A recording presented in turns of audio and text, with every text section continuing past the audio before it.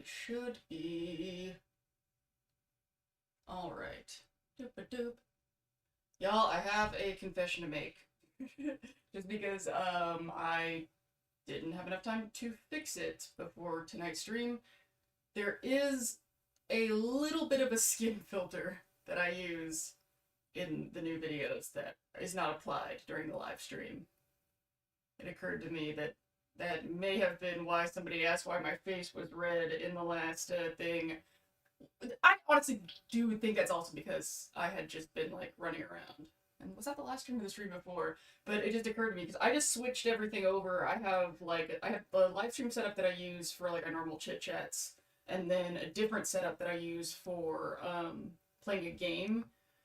And I feel like it's long and boring to explain why that is. So right now I'm in the game system. I switched over to that on purpose because, you know, in the event that we decide to switch gears, and play and go back into Fallout 4 into the settlement thing, because I have to, if I don't start in the game streaming thing, then I have to shut the whole thing down and start a new stream. If you've ever been here during a Silent Hill thing, you've probably seen me do that before. Anyway, so in that transition process, I noticed the skin filter thing, because I do have that set up in my setup that I have for recording, because I actually do my recording in OBS, which, pro tip, any YouTubers or aspiring YouTubers, it is such a time saver to use live streaming software, even if you're not live streaming for recording videos. It is like literally like while I have on my stream deck, I have a pause button on the recording. So it's like recording TikTok where I'm talking to the camera, and then when I want to stop and think about what I'm saying, I can hit pause on the stream deck, think about what I'm saying, and then hit unpause, which is kind of a habit I picked up doing TikTok because that's a thing that you can do. And it is so nice that I can do that on my computer, like stop and think. It also saves storage space. But the point is, that filter, it's not because I'm trying to hide my age or anything. It is honestly because the red splotchiness of my face is kind of distracting, I think. Maybe that's because of the age of filters that we're living in that I feel that way. But let it be known, this is what my face actually looks like. And you can see it's not really that different. But since I haven't gotten around to adding that shit to the streams, now I'm giving away what I actually look like. This is unfiltered Lindsay. And I have been unfiltered for the most part. I don't think I put the skin filter on until maybe it was the Services the Experiment might have been the first time I used it. It's not like a huge difference, but I'm obsessed with like being honest about shit. So there you go. Congratulations. Oh my god, echoey shit. I'm so sorry. I have a million little checklist items that I have to do before doing stream, and one of them is move the freaking microphone. I forgot it last week too. I did the same thing last time. You know what's the reason that I keep forgetting that is because the chat, so you can kind of see the microphone in frame. So I think normally, like when the chat overlay wasn't there, I could just look and be like, oh, the microphone's not there, and then it was easy for me to remember. I'm so sorry. That's so embarrassing. Oh, man. But yeah, I need to go back and listen to how wild a difference it is. Because it's not like the microphone was off, it was just rotated out of my way. Because it is kind of invasive where it sits. Oh, but I still hate it. Another thing is I'm looking at the oh, that's loud. I'm looking at the levels, and since the levels are moving, I also think it's fine because I can't hear how it sounds. Enough excuses for my lack of professionalism. How many people are here right now? Well, thanks. I fixed it. Do you want to keep kicking me while I'm down? I'm sorry I had the audacity to be imperfect in public for 5 minutes.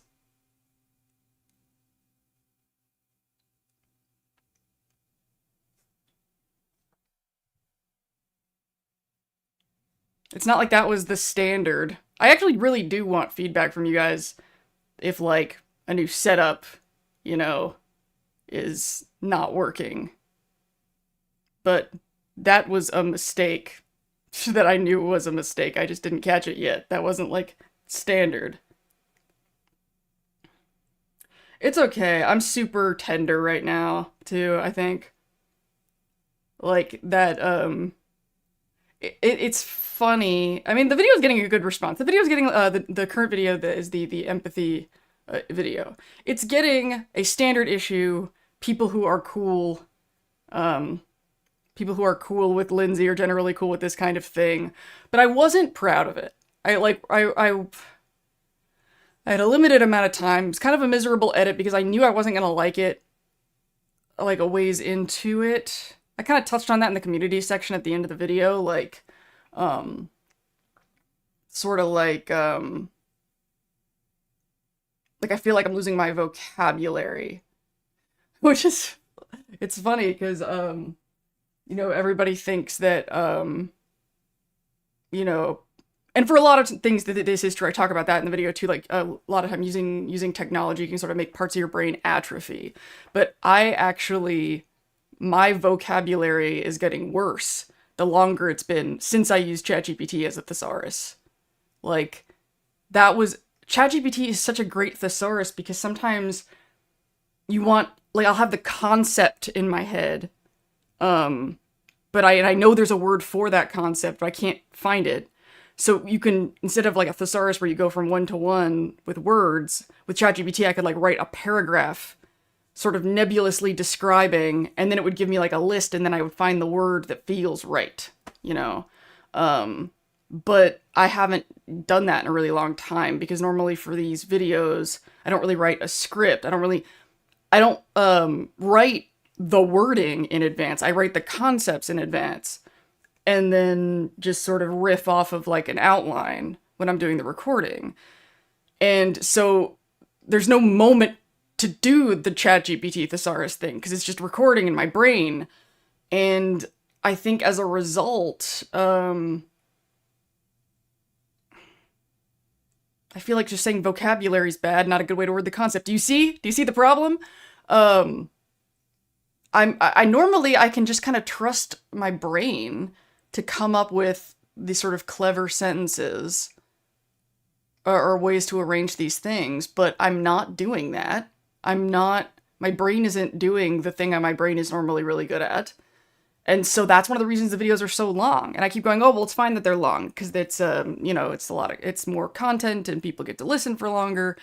Me wanting to be really concise and pick the wording that is the most concise is kind of just sort of a me creative challenge. It's not anything, nobody's demanding that of me but me. But that's sort of the art form, I guess, that I care about. And so, like, when I was telling Atlas that I wasn't that wild about this video, he was like, you know, he had this, like, don't talk about my friend that way. And I was like, no, it's not like a low self-esteem thing. This is like, I mean, there are aspects of it that are, but it's really just that sort of artistic, creative, like, if I didn't care how things turned out, then, you know, a part of the whole appeal is getting better at something. You can't get better at anything if you're never talk about when you missed the mark, you know? It feels like a very healthy discomfort. I'm just not really sure what the solution is. But I like experimenting with workflow to get the results that I want. And there's some videos that I do that I'm like, man, I nailed it. And sometimes the videos that give me that I nailed it feeling the most are the ones that nobody else cares about but me. Like, I think the, maybe like the first Fallout 76 locations video. I can't remember exactly which one. I'd have to go back and look. But one of those Fallout, like, gaming videos, I felt so good about it. Like, I just was like, this is not what people want from me. This is not my thing. But I'm so happy with this, because I just thought it was so fun to make and so fun to watch. It's just fun. It's just fun. And a lot of, you know, professional expertise went into making it fun.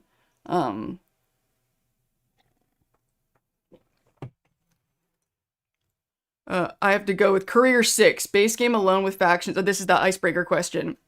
Which protagonist had the best journey? All the companions and with all the choices that all have consequences. Yep.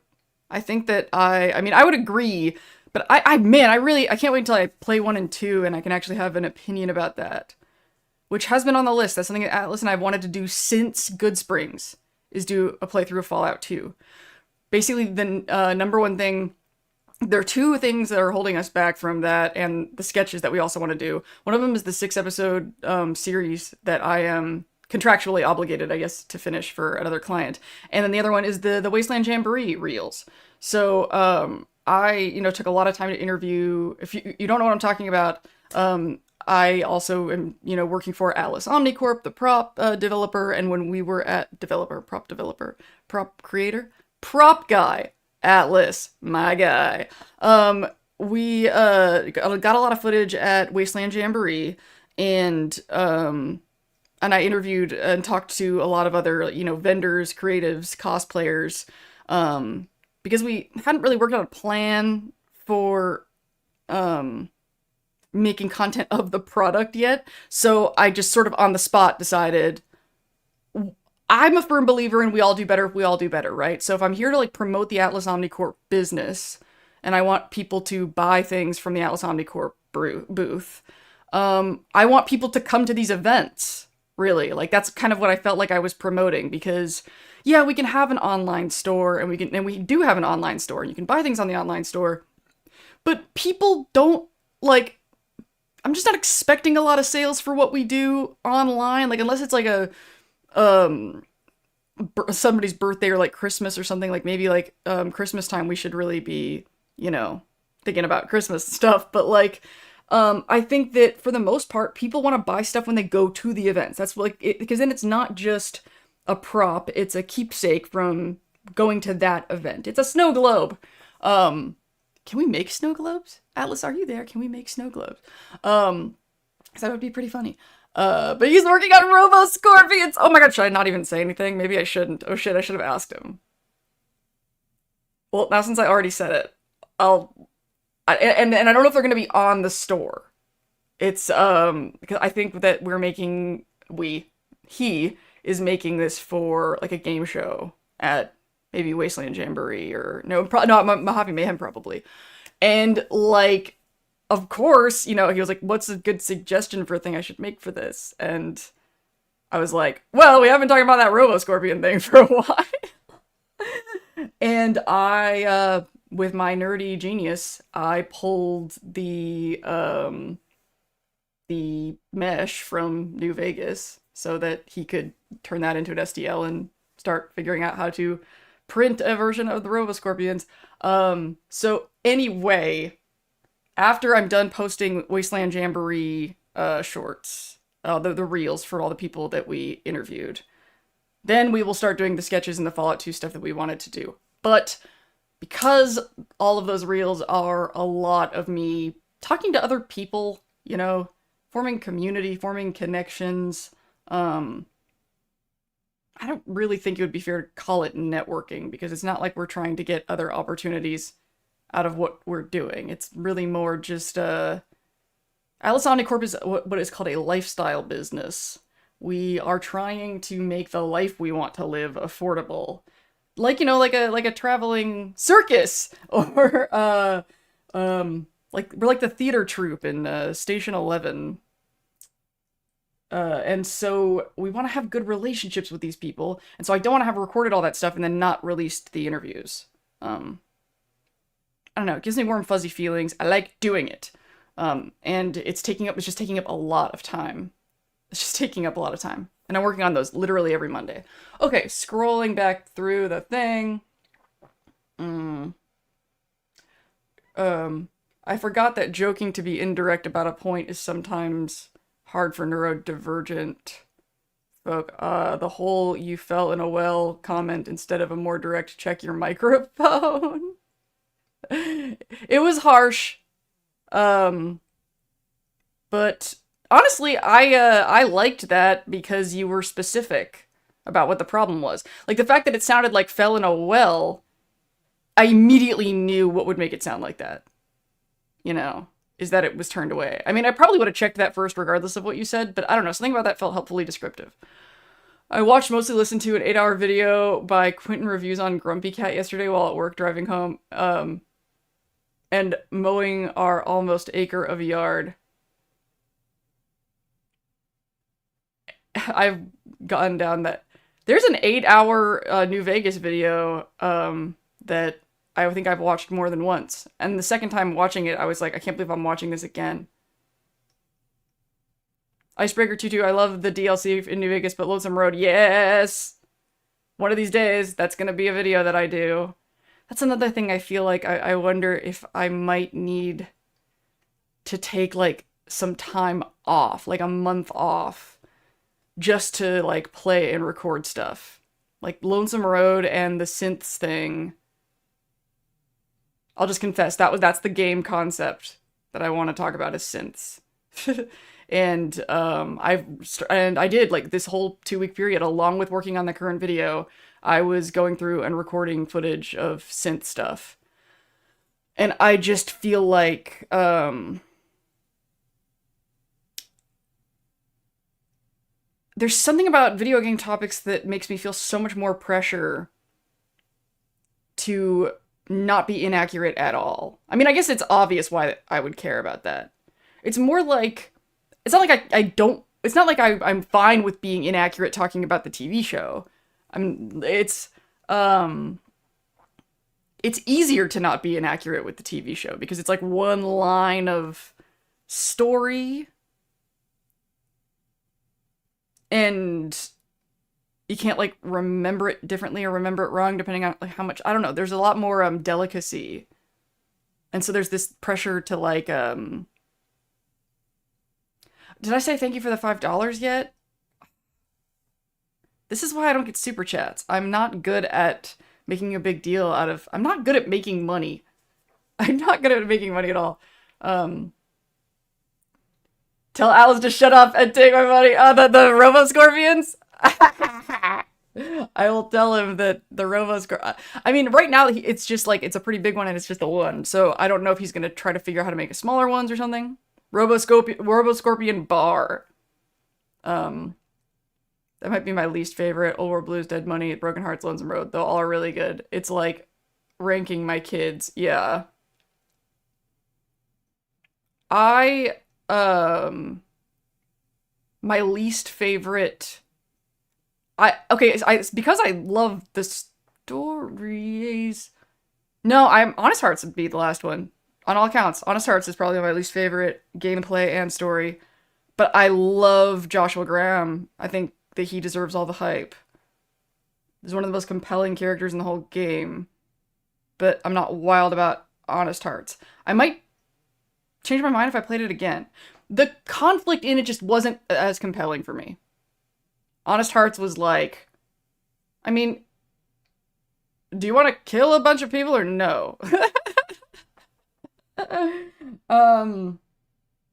It's not that I'm oversimplifying what goes down in that story, but it just wasn't as compelling to me. Like, it would have been a compelling storyline, like, in the game, I think, but when you're judging it against all of the sort of independent worlds that the other DLCs created, though, that being said, the DLC that is the most unpleasant to play is absolutely Dead Money.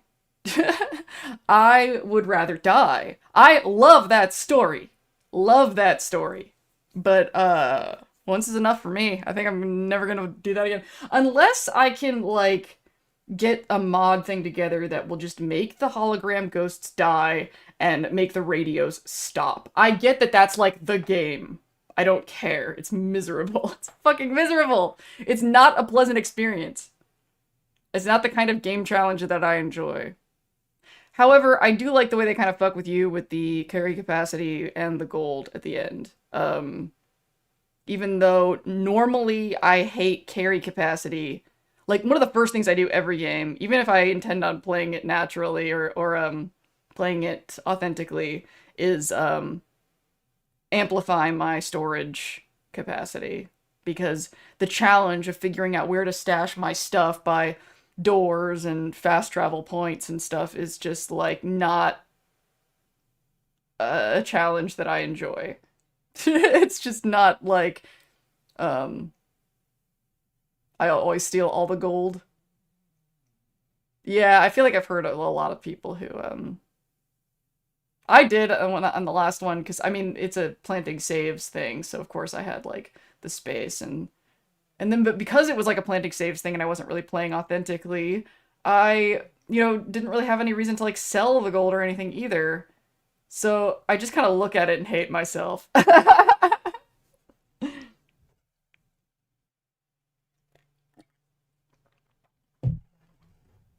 I get annoyed when a Fallout creator misses an obvious point that they overlooked or misinterpreted. Um, I yeah, especially like I think it's one thing to just like make a little offhand mistake because I'm ranting and trying to be funny. But if you're like trying to, a lot of these like lore videos, they have an inform component. I'm always thinking about context of these things, like when it's okay to not know what the fuck you're talking about and when you really should know what you're talking about, because that's sort of related to today's topic, really. Or just anytime I talk about any kind of personal development thing, I always try to really contextualize um, what I'm saying, how I'm saying it, and where it's all coming from.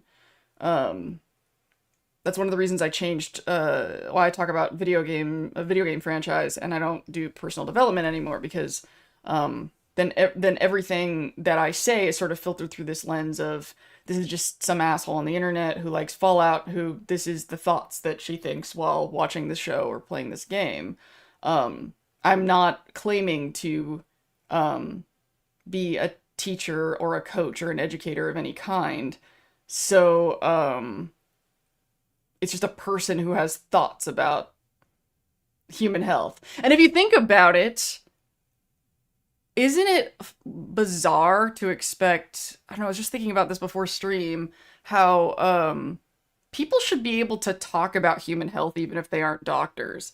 And I know that like if somebody's a content creator, then it's like a different responsibility because freedom of speech isn't freedom of reach. But like if the topic and brand of the channel is not health and wellness, and the particular creator has view counts as pathetic in the grand scheme of things as mine, then should I really be held to the same standard as like a multi-million average view health and wellness personal development vlogger, Because it gets to a point where you're just silencing somebody. You're like that people are just like and I've talked about before in that the reason that this channel meets a social need for me, because where else am I going to talk about this shit? Where else am I going to talk about this shit? Like I can't, like at the dinner table with my family, with my like small group of friends, am I supposed to like imagine how douchey it would be to be like, all right, everybody, come over every Saturday night to my house and sit around the fire, and I will stand up and preach to you about how Fallout, what the lessons that Fallout is teaching us about empathy. That is such a weird thing to do. YouTube is the place to do what I do.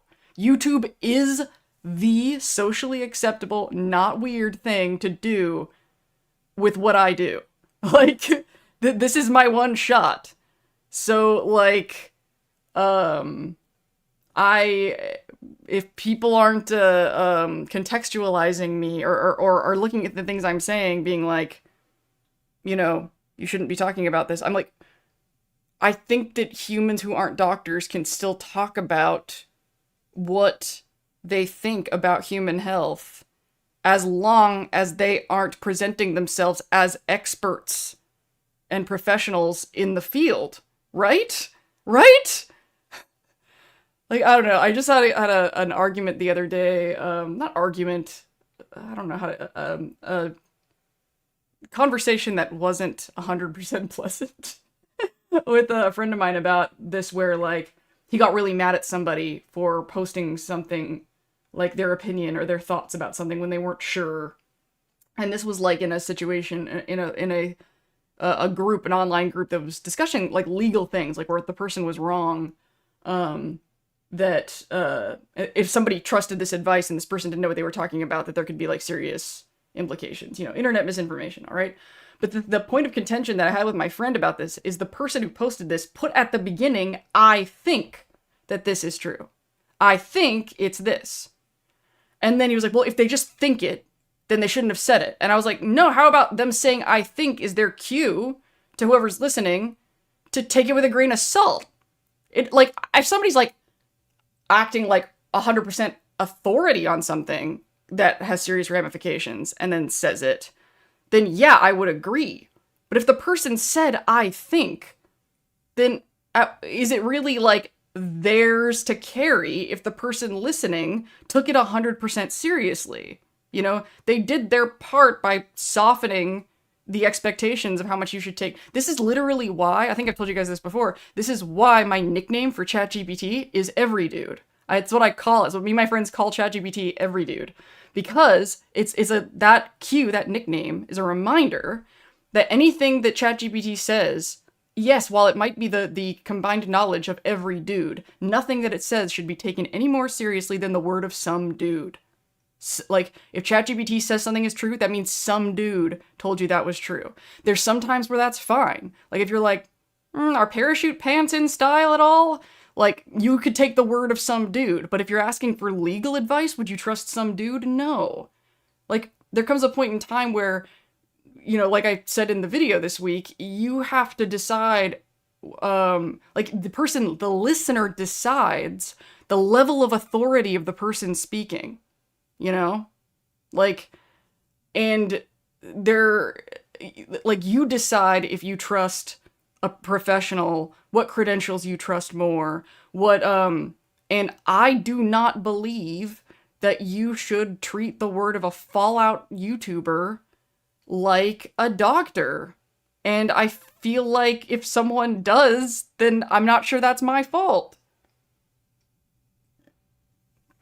I mean, there's a degree of culpability for the cause and effect in posting stuff online. It's not like I don't think I have any responsibility. My God. If I didn't think I had any responsibility, then I'd be a coach. I'd be like, if there wasn't a sense of responsibility, I wouldn't have made the jump in platform. Oh, the shirt, the Keanu Reeves shirt. Yeah, this is the first time I've not worn a Fallout shirt. I was like, I normally always make that a thing, but I think this is a cool shirt. And also, it's got the cyberpunk connection. It doesn't feel totally out of nowhere. All right.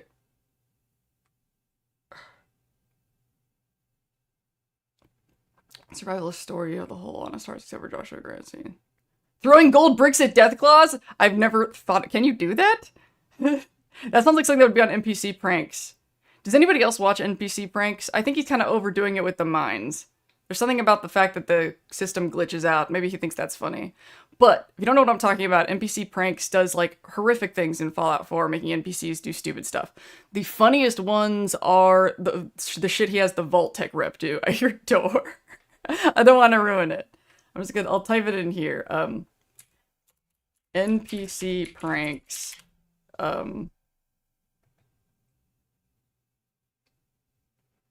Certainly if you have a certain health condition talked about. Yeah, I think that's a big thing. That's I talk about autism a lot, but I'm autistic, so I can.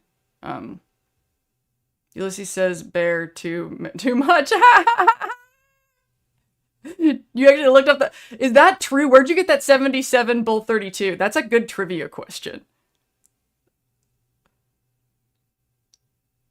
Damn, I missed the start, but okay, this is the best part of the DLC. You know what's weird?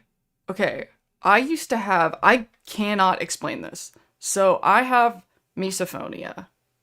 Not exactly the same triggers as most people. Like, a lot of misophonia, like, hates mouth noises.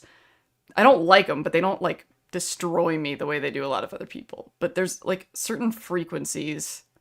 The number one sound I cannot listen to is hands rubbing against tape on, like, a packing or moving box. that is, I have to like leave the room. It's a really serious problem because it's so hard to explain to people, and it sounds like I'm exaggerating. Like, no, the sound hurts. Like, I'm telling you, it hurts. But forever, the sound of Ulysses's voice through like Eddie or The Mask, and the way Prim Slim talks is another example. Basically, any robots that talk through like Protectrons in New Vegas, there's something about like the frequency of something going on that was very, very problematic for me. Like, I can kind of tough through it, like, to play the game, but it's not great. And considering like how much dialogue Ulysses has, that's like sort of an issue. But I swear to God, I have no explanation for this. When I edited that Dead Money, it was mostly Dead Money, but it had that Ulysses bit, his voice didn't bother me anymore. Like, that feeling that I got, that misophonic response, and I don't know if there's something about that sound clip, but I listened to a lot of sound clips because I was looking for stuff, you know, in the audio files, and I should go back and listen to, because Prim Slim is another one that I just knew I was going to have this problem. And I couldn't tell you why. Like, maybe it could be getting older, because there is actually a thing when you get older of like the higher frequencies kind of fry off in your ears. Like, kids can hear higher pitched sounds. This is a thing. I swear to God, I'm not making it up. But I didn't think it had been that long since I had heard it and had the problem. And I mean, it was recent enough that I'm not thinking about my audio equipment. I'm not thinking about my headphones. I'm not thinking about... So I don't know what that's about. But I'm kind of glad if it's just... I don't... Because it was very... I really, really love Ulysses, and I don't want listening to him talk to hurt. Loud chewing. Yeah. This is going to a joke, so did we see that the Pope spoke out about the dangers of AI? It looks like Butlerian Jihad is popping off early. Yeah, I have to leave voice calls if there's too much background noise too. Yeah, I get really, really mad at chaos. Unless it's my job to organize it. Then I'm like Marie Kondo and I love mess. But I can't just tolerate it in the background. You have great audio. How are you doing that? Wait, so now we went from terrible audio to particularly great audio? My wife has had that issue with AM radio static. Fun fact, as we age, we lose the ability to hear high frequency. Yes, it is true. It's one of those things that I never did forget. I had an idea of something else that, Wait, before I move on, did I do that thing at any point where I started to answer a question and respond to something, but then I changed topics? Is there anything is anyone unresolved on anything? I noticed that when I watch and I look at previous streams, I do that a lot. And you guys let me get away with it every time. I think I hear them more because misophonia and hyperacusis has gotten worse as I've gotten older. Most of my things have gotten worse. I guess that's why I'll take it if anything has gotten better.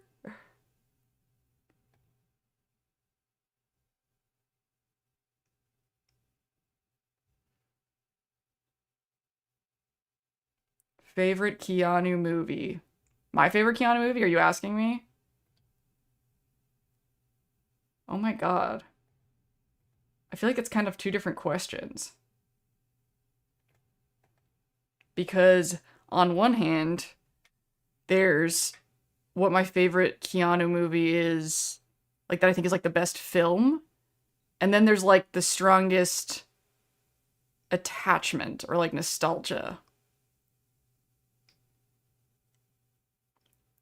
I just wanted to say that it's a funny coincidence that the topic of your video parallels the journey of the therapist in the Backrooms movie. Whoa, really? Tell me nothing, Backrooms. Okay, that movie has been advertised to me a lot, and I'm like very, very intrigued, especially because it was like a very young filmmaker. Like, and I've actually been thinking, like, am I actually gonna go to a real life movie theater to go see that? I think I might. Something else that I thought about going to the physical theater for is the next Laika movie, because Laika is one of my favorite animation studios, and they're here, they're in Portland, and their new movie takes place in Portland. And so I'm like, oh, me and my friend should actually like physically go for that.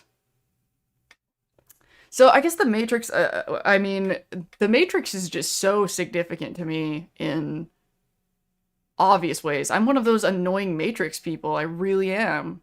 I'm one of those. I'm like, man, you guys are so lucky that it's not relevant to this channel for me to sit y'all down and explain Matrix Resurrections to you. But luckily I don't have to, because Jesse Gender already did, which was really, really exciting. Actually, like at the time, somebody, I had ranted about, you know, standing up for Matrix Resurrections to people. And, I can't read filmography.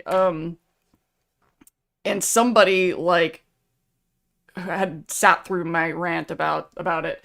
And, then they later sent me, they're like, hey, I just saw this Jessie Gender video, and she basically said everything that you said. And I was like, yes! That was so cool. That was so, you know, I've talked a lot about, you know, the social needs of this channel, and, loneliness, intellectual loneliness, and those moments like that really make me happy, because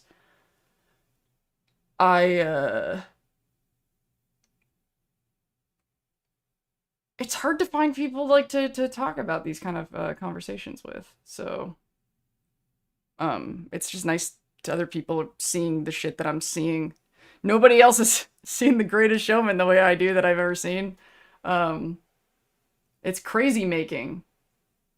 I'm looking at the world from a very unique angle. Oh my god, I was just talking to somebody recently about the whole Will Smith Neo thing. I still can't... Like, they must have had a very different vision for that character. Like, Keanu Reeves is the guy for Neo. I mean, Keanu Reeves created Neo. I mean, Neo had... I mean, you know, when it came out, it was basically just Keanu Reeves in a movie, and I didn't have enough context to really understand, like, you know, the relationships between character and actor that I do now. But I feel like there's so much, like, there's an innocence to Neo that's, like, Will Smith is, like, too street smart, and Neo, you know, the sort of innocent with a spine energy that Neo has,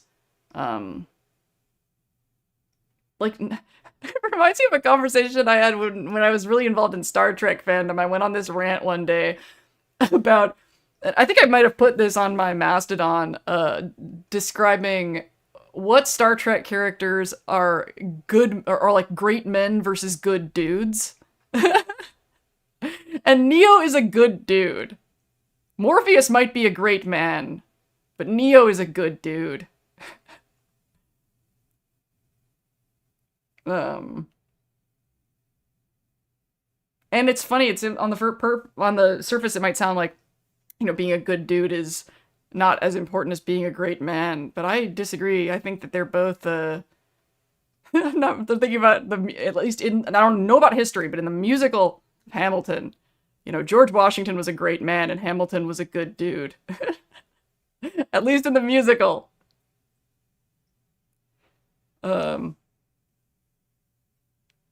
I love that he's Canadian, though. We have some of the best to come out of Canada, not speaking of politics.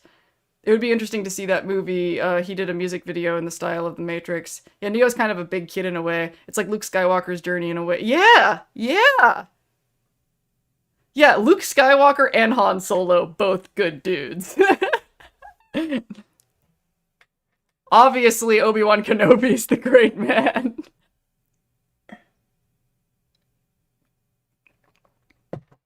You see what I mean?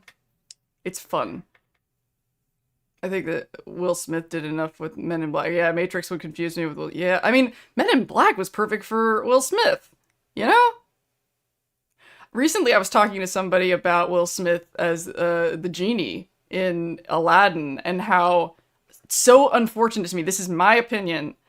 I think that Will Smith as the genie, the character, like, in particularly the example that I brought up is, like, the betrayal of believing that Aladdin was going to set him free and then seeing that, you know, Aladdin was just like everybody else who didn't set him free. I thought Will Smith did that perfectly. Like, the beats of that, like, oh my, the betrayal of it, like, I felt it. I think I almost felt it more from Will Smith than I did from freaking Robin Williams. The drama of the character. However, Never Had a Friend Like Me is a horrible, horrible song for Will Smith. There's no way to Will Smithize that song. There's just no way to do it. And they had professionals, man, work on that song. They really tried to make it work. And Will Smith gave it his all. And that's something that you gotta give Will Smith, is he always gives all that Will Smith to everything that he does. But if he's not the fit, all the Will Smith in the world can't fix it. And I just am so sad because I thought he did the drama so well that it's such a shame that he was set up to fail so hard with that song. Lindsay's Fallout. Are you a Blade Runner fan? Of course. How on earth was I gonna get away from that? I'm not, like, obsessed with it, though. I do like it a lot. I mean, I'm obsessed with the cyberpunk genre in general. Like, I feel like Blade Runner is kind of like Ghost in the Shell, where, like, so much respect, and it was so foundational to a lot of other work that I think was a little bit more fine-tuned to pluck my strings a little bit more. But, beautiful, beautiful, beautiful film that I do love referencing and quoting, and especially that end, man. Tears in the Rain speech is definitely awesome. Oh, 6 shows over the last 2 months. I don't think I've ever done that. I watched the whole Yellowstone series, plus the prequels and available spin-off. There's that much Yellowstone? I didn't know Yellowstone was that expansive. 7 pounds I haven't seen, which is weird.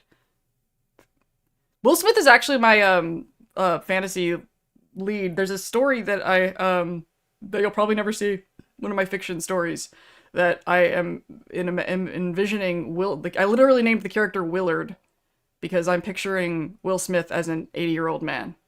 That's my main character, is Will Smith as an 80-year-old man. And I think that's so funny because I can continue to fantasize that when Will Smith is an 80-year-old man, that I'll be successful enough that he can actually play the part. That's ridiculous. Like, oh, Keanu Reeves is also, like, the characters are literally, like, the fantasy is that it's old men, Keanu Reeves, Jim Carrey, and Will Smith. Yeah, I'll never have that budget in my life. But maybe they won't care. Maybe we'll live in post-capitalist society by the time all of them are 80. Which, like, I don't know, 20 years from now. I mean, the reason that the characters have to be old men is because, like, the whole concept of the story is basically my generation as old men. Like, I think I've told you guys this before, how, sort of being, like, a 40-year-old video production person is kind of weird because I started off on learning to edit on a reel-to-reel tape deck, and then the second semester I was on an iMac. I feel like that factoid about me just really tells you about how quickly the world was changing at the time I was learning how to do what I do. And so by the time, like, my generation is really old, we're gonna be, like, the last living people who, like, lived in an analog world. And that idea really intrigued me. Because an idea that I was kind of playing with is that the younger generation would fucking hate us because we let the world go, basically. Like I could see the younger generation thinking it was, like, our fault. And I'm also thinking about sort of the millennial, liberal, oh, we just need to do all of this stuff, you know, like, humanity needs to solve all these problems, when humanity sort of started collapsing on our watch, you know? Like, we were the generation that started making all of this shit. Like, like, we, you know, the people who, you know, made a lot of these apps and stuff, they're like, my age, a little younger. um, and so I liked the idea of sort of the big apocalypse of this story, that these three fucking old men would feel like a moral obligation to do something because this shit started on their watch. And it's like, and it's Will Smith, Keanu Reeves, and Jim Carrey. And I'm really curious if you can just picturing those three images, that probably just whatever idea of the characters that you have in your head is probably accurate.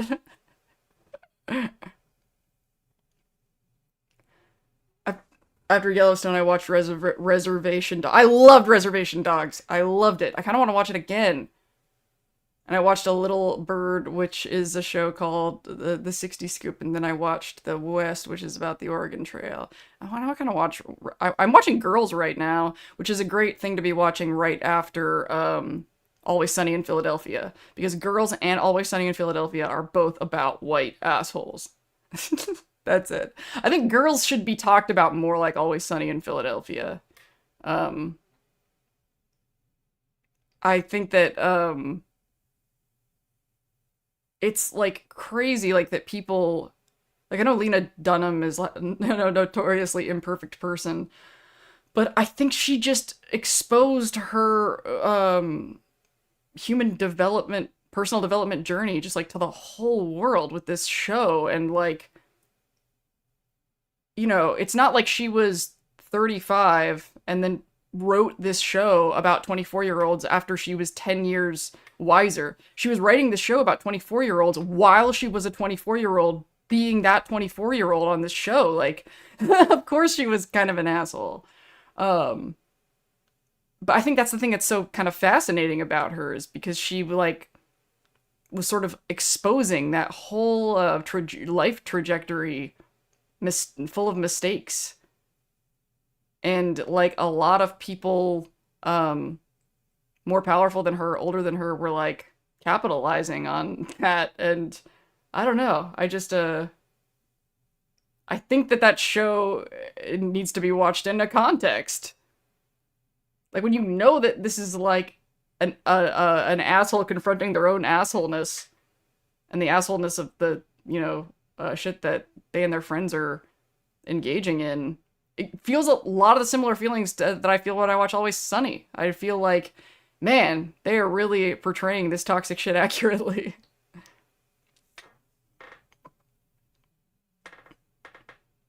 iRobot was underrated. I feel maybe if I was like familiar with the Asimov stories, I would hate it. But because I like am looking at it for it in its own sake, you know, I had similar stuff that I said about The Greatest Showman, right? Like I wish that the P.T. Barnum connection wasn't there. I really, really wish it wasn't there, because I just want to look at that one story. You know, same with Hamilton. Like I hate that biopics, because I know I never think when I see a biopic in any kind that this is telling me about this real person's life. I never think that. But I know some people like do, you know, they will, they're going to be their understanding of that person. But like, sometimes I just really love the story, you know? And there's no space to like just, you know, analyze the story. And especially with something like The Greatest Showman, that's more and more frustrating, because what that story is saying, I think, is so important. And so well done. I wish that they just called it like a circus movie that was loosely inspired by that. But even then, even if they said that, people would still, I don't know. Blaming any single generation isn't fair. Well, I want to clarify that at least in the realm of my story, I'm not necessarily saying that I agree that millennials should feel to blame. It's more that it makes sense that they would blame themselves, and it makes sense that other people would blame them, you know, for the sake of the drama, you know? Not really claiming that it's a fact, but that it makes sense that people would feel that way. If that makes any sense. So many jagoffs on the road. I'm sorry. Are you driving while texting? Lame is loose in the mentality of a generation. especially because, like, I don't know, especially being neurodivergent is being in a different generation within any generation. Like, sometimes I'm surprised that a lot of things that apply to me apply to millennials in general. Because I think, oh, it's not just millennial, it's autistic ADHD millennial. But a lot of millennials in general, like the general story arc of, we were told that if we did our homework and worked really hard, that we were gonna and went to college, that we would get a good job and be able to pay our bills and stuff, and all of us found out that that wasn't the case. That is pretty much everybody, and that's pretty across the board. But I feel like with a lot of neurodivergent people, it was kind of a sharper turn because we were all told that we were geniuses. I mean, I guess a lot of ADHDers were told the opposite, but it was either extremes. We were told that we were geniuses, or we were told that we were like special ed. So it was always, our brains were different. But I was definitely put in that treated like a genius category.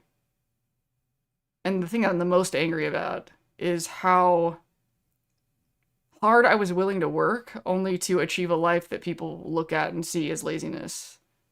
I can't tell you how many times I have like a burnout, and the phrase that repeats in my head over and over again is, I can't possibly work any harder. I can't possibly work any harder. Like, I didn't get shit for it. Like the fact that this channel, that I've managed to like keep it going this consistently as long as I have, is an incredible accomplishment. But because I'm not, targeting any broader, personal development thing anymore, and because I'm not, I'm talking about a video game franchise, like basically all the things that I'm doing to sort of control my ethics, morals, to make sure I'm not overstepping, is making it not, lucrative and not something that can take care of me. And that kind of feels like boots stuck in mud a lot of the time. Like, I care so much about my impact on people that I'm not allowing myself to make a very big impact on people. And I'm not allowing myself to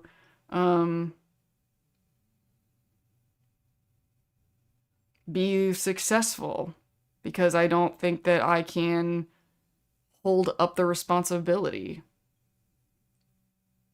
That's why I'm trying so hard to like be a part of a team and be a part of something with other people, because I can't carry success by myself.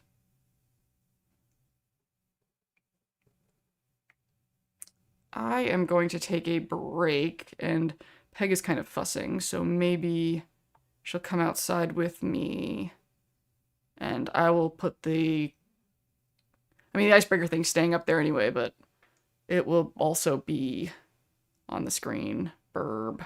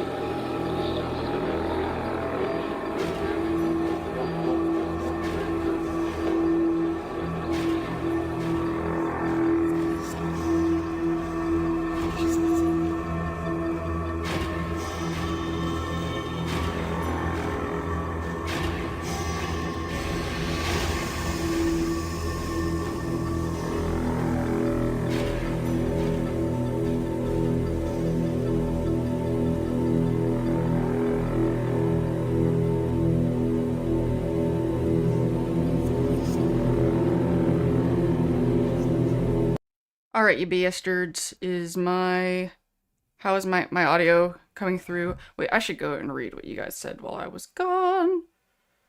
I have chat up in front of me in 4 different locations. Like, do I really need all of that? I really don't.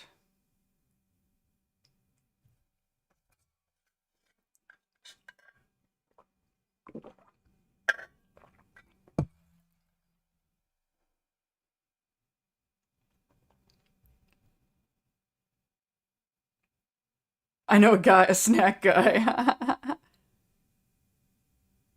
Oh man, that is cool. That reminds me of like I went through like a Hong Kong film phase, and I watched a bunch of Nicholas Say movies, and there was one of them where it was like something high school. It was like a fight club in a high school or something movie, and he had like a best friend who would sell things like snacks to everybody at the school, and the character's name was 7-Eleven.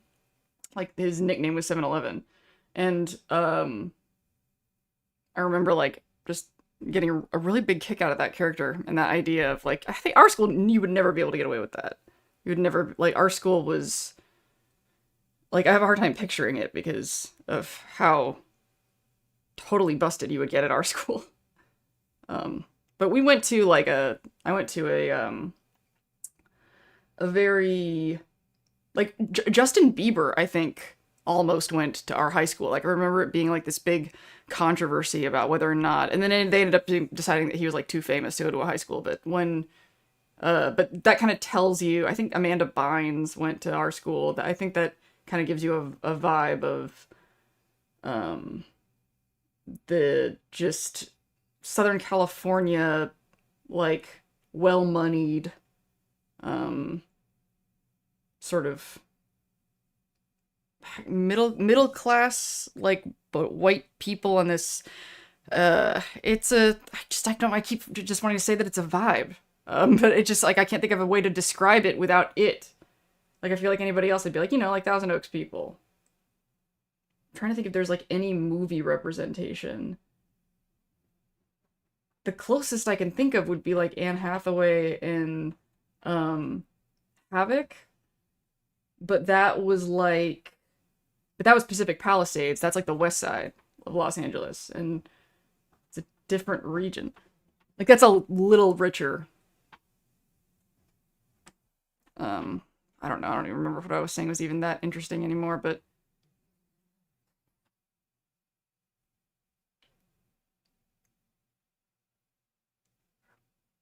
just the point is, like, it was like the amount of attention that was on the school, the amount of pressure on everybody to stay well behaved. Like, everyone was on drugs secretly. Like, that was everyone was fucked up and really good at hiding it. The show Girls, honestly, going back to that, feels so much like Thousand Oaks. How they're like privileged, but they're also like a mess. But like, you just couldn't get away with stuff like that.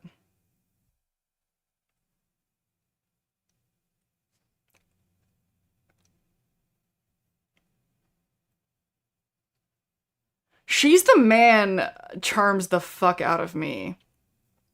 Like, there's so many things that Amanda Bynes. Is she okay? Is she a normal person now? I would actually, I would really love to hear that. Um, I never met her, but we're the same age, and I knew people who knew her. Like, her and, Shia LaBeouf, weirdly. Like, I didn't know them, but they were friends with my friends. Like, I probably came so close to meeting both of them so many times. Like, I'm pretty sure that I made, like, one of my first, like, unfinished short films from high school. The guy that I had as the lead character in it was best friends with Shia LaBeouf, I think, in, like, elementary school.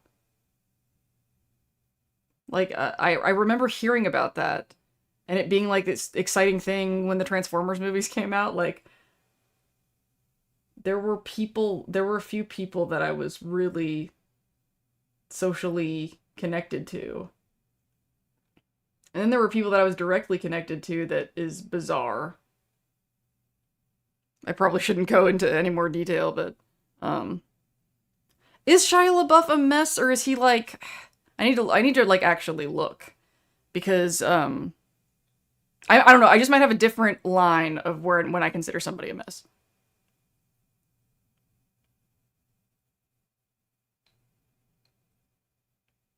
Like BPD, like borderline personality disorder? Shia LaBeouf does?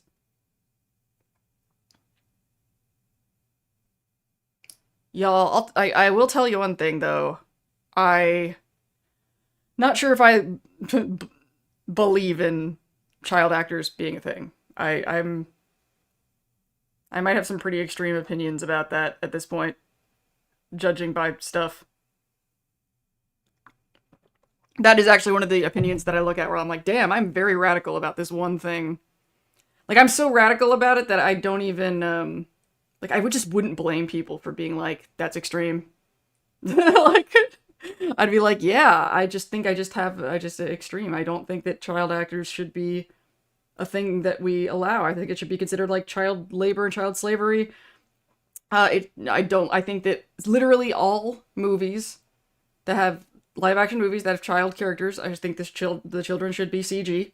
I really don't think that child actors, like, I think we've gotten so far with all of this technology that we shouldn't put kids in movies and TV. And to clarify, I am not saying anything about theater. Theater is fine. Local markets, local, not with a camera. As soon as you get a camera up, then it becomes worldwide distribution deals, and it becomes a lot more money, and it becomes the kind of money that makes parents insane. Like, insane. Like, how much evidence of this do we have to see?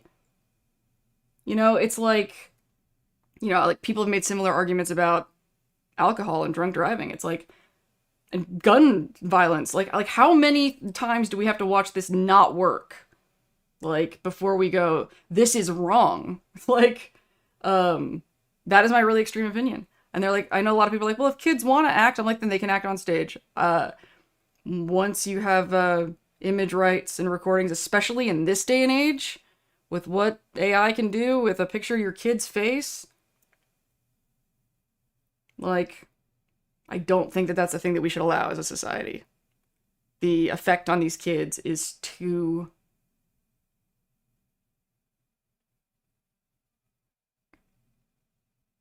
Cost-benefit analysis, guys. Cost-benefit analysis. Like, risk assessment. Like, it's just not right. And so, yeah, I also know it's super extreme. You know, it's funny, I'm glad somebody else brought up Macaulay Culkin. There are lots of people, like, involved in the Fallout TV show that I would love to meet, that I would love to talk to and ask questions to and geek out with. I've thought about a lot about what an idiot that Aaron Moten specifically could make me, because I'm like, I'd just look at his face and just be like, all of my, like, vulnerability and insecurity, I just look at you and that's what I see. Like, it would just be like, I wouldn't even know what to ask him. I would just be like, yeah, so, your character, is the character I relate to the very most. And when I watch bad things happen to you, it makes me, like, kind of die inside. I mean, they gave you a robe and slippers, dude. They gave you a robe and slippers. But, the, person that I would probably have the most, like, fangirl feelings about, though, would be Macaulay Culkin, because of I have so many questions that I can't put into words. Like, there are people in this world who are incredible because of what they have, like, externally achieved, the goals that they've set for themselves, their accomplishments, their measurables, their But there's other people in this world that are fascinating for what they have witnessed, what they've experienced, what they've overcome internally. And Macaulay Culkin is a fucking fascinating person. If you just think about this, like, the side of the human experience that Macaulay Culkin grew up through and firsthand witnessed, if you think about it, is unprecedented. Can you imagine being that famous, that young, and having that little control over your life and normalizing that at those years? Like, there's something about seeing everything that he went through, and then if you look at the way he talks about his wife now, like, there's a gratitude. You know, something I say all the time is wisdom comes from contrast. You know, of course, you know, when you're younger, it doesn't make as much sense when people say, like, you know, you don't appreciate love until you've been hurt a lot, that kind of thing. Like, Affirmation, all the lyrics to Affirmation by Savage Garden. The more contrast that I experience, the more I'm blown away by how true it is. Like, how much being treated really, really poorly makes you have an appreciation for being treated well. That can be a little extra. And I see so much of that, the way that Macaulay Culkin talks about his wife and his, like, new life and his kids. And, God, he just seems like the most fucking grateful person. Like, he's just looking around at life going, fucking wow, look at this show, look at this, not quite, you know, Walton Goggins has his own version of that too. But, like, there's a vibe, I don't know, I'm fascinated by Macaulay Culkin. I'm, like, so rooting for him to have, like, the fucking coolest, like, storyline in season 3.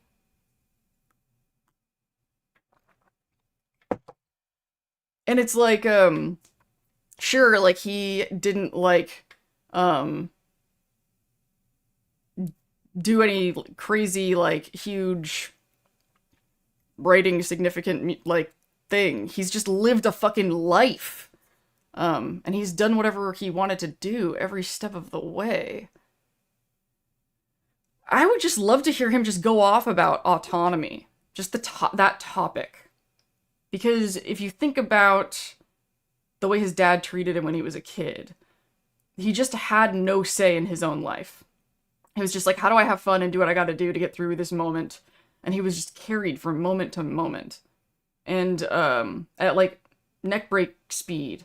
But then at some point, he clearly, like, owned his autonomy. He, like, took the reins on his life in a way that, frankly, I've never seen that happen, like, in real life. I've seen a lot of people who were, like, under control in some way. But I've never seen anyone get out but me. That I could see from the outside. Like, I look at other people in my family and it's really confusing the way that they see things. But I've never seen anyone go, like, I'm beholden to, like, this lifestyle, this family, and I'm just gonna do something else. If I did know somebody who was going through that, they didn't tell me. But that is something that I've had to do, and Macaulay Culkin absolutely did too. How long do you think it's gonna be? I don't know. They could put him in a different role. Like, they could be like this storyline with Macaulay Culkin, and then whatever happens throughout the season makes him retire or leave the Legion. Like, Lucy successfully talks him out of it. I don't... this is just wild off the top of my head.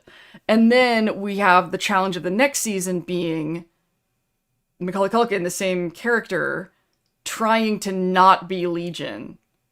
and not and trying to find himself and figure out what he is if he's not Legion anymore. And then he and Maximus would like weirdly bond over that experience of needing to like sort of deprogram a problematic faction. The difference is Maximus had that NCR Shady Sands identity underneath Brotherhood, but what if Macaulay Culkin doesn't have anything like that?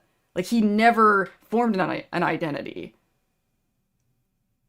Or maybe I'm just projecting my own experience with identity disturbance onto this character, which doesn't mean it's not a bad idea, or doesn't mean it's not a good idea. I still think it's a cool idea. I mean, I think that would be a really cool story. But I think the overall point that I'm trying to make there is the possibility that we could continue to have him, but it doesn't necessarily have to continue being Legion. Because I'm almost feeling like he is more interesting for the, like, long term for the story than Legion is. Legion feels like a pass-through. Enclave is going to be to the end of the show. I feel like Caesar's Legion is like a 2-season thing, and then there's too many other factions I feel like they could bring that into this. God, it would be cool to see synths.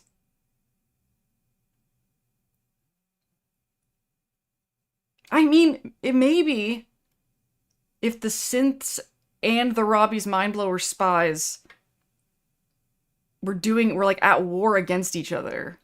These sort of info wars, mind games, like thing. So the people around you, they could be Robbie's Mindblowers or they could be synths. It could be either one. And you don't know. It's like Alien versus Predator around you all the time. That is a cool idea. That would be a cool final conflict for the, like, 5th season.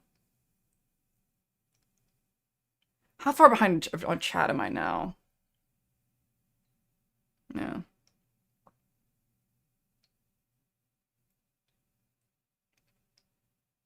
I want to double down on it and then have flashbacks about his tribe as something that focuses on strength, and so he just continues to climb.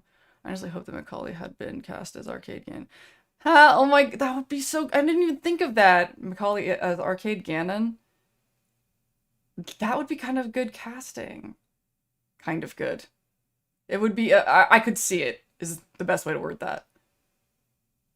I want to know how he joined the Legion. I do too. Shoot, adulting calls, have a good one all. Yay! Kerbal Snarky, thank you for coming. I thought Harkness was a synth. Yeah, I mean, Harkness is the name of a synth, I think, in Fallout 3. I think that they just shouldn't have named him that. It is a cool name. It was a better name for the TV show character than it was for the character in Fallout 3, but yeah, I think that it's just a coincidence, same name. But I'd be open to it, though. Like, I don't think there's enough to say that he, like, pointing to synth, other than the name thing. But, I'd be open to it if there was, like... Because I kind of... Would it be cool to see Kumail again? It would be cool to see the actor come back. And they could explain it. You know what I've spent a lot less time thinking about than I would expect is, like, why don't I care about why Moldaver hasn't aged? Like, that... I just really have this, like, sit-back attitude to be like, just let the show tell me. Because I just don't think they've given me enough information for me to, like, get excited about any particular theory. And if I don't have a theory yet, then I just, like, don't care. And quite frankly, y'all, to be perfectly honest, okay, even though I enjoy fan theories, and I enjoy theorizing, when I look at other people's theories, I think their arguments are so weak most of the time. I really do. I think that their arguments are so, like, how does your brain connect things that you would think... I feel that way a lot about theories. I feel like kind of stuck in the mud sometimes with, like, I want to hear theories that are actually plausible. Like, I feel like I look at the world at, like, a totally different angle sometimes. Like, that's one of the reasons why I was so excited, if you remember this, about my theory about the death claws being mind controlled. Oh shit. A bunch of my windows suddenly. What's happening? Not enough memory to open this page? What? I don't know what's happening. Is my chat still functioning? Doop, doop, doop. Chat isn't moving, and my computer just did something weird.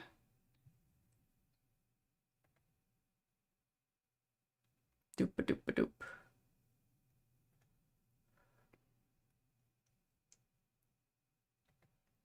Ah! Okay. You're good. But I have the thing closed. You know, there's something that I really want to do today. There's something that I would like us to do as a team. Who is down for this team activity?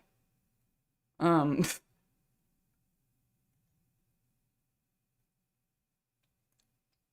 aren't you going? Yeah, I remember that Macaulay Culkin did have a band, and then I've never actually bothered to look up to listen to their music. I never have. Okay. We are good, I think. Okay, maybe the courier comes back.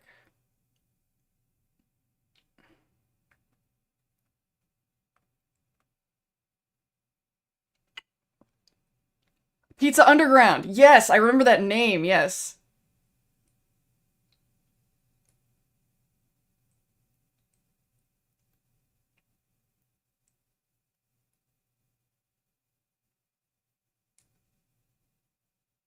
Huh. She probably went into cryo. I hope not. Because cryo is the #1 way that we've seen that this is done so far. And if it's cryo, I think they should have shown it sooner. It feels, like, why withhold it if it's not interesting? We see Macaulay meet Lucy face to face in episode 7, like, oh.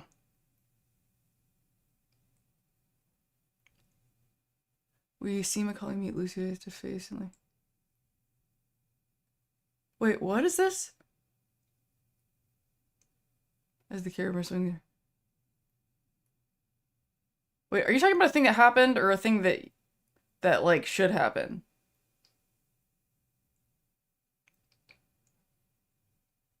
Oh, is it like an idea? Okay. Oh, cool. Yeah. I would be into that. I would be into that. I want to see if the death claws are right. I still hope that that still happens. Oh, right. I was excited about that idea because it was like one of the few times that it felt like me and the theorizers were like seeing the same stuff, you know? And the Vault 21 thing. Like I do enjoy when I have a theory about something that other people also seem to also have. Because then I'm like, okay, cool, I'm not like just, you know, gonna like talk right past people, but people are actually like taking this seriously. I'm gonna see if Peg wants to come out.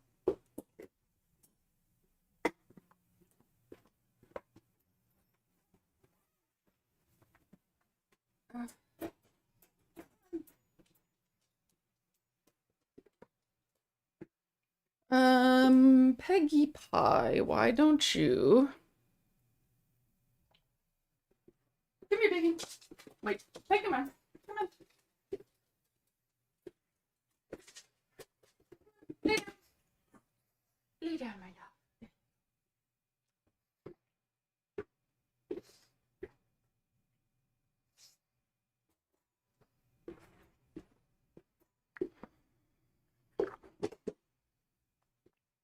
Hello.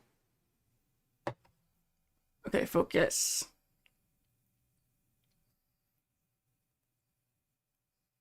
Oh, come on. Okay. Damn it. My contact lens are kind of drying out, too. so it makes it harder to see the if it's in focus or not. I know it seems like this is the thing I should have like a remote for at this point to do my focusing.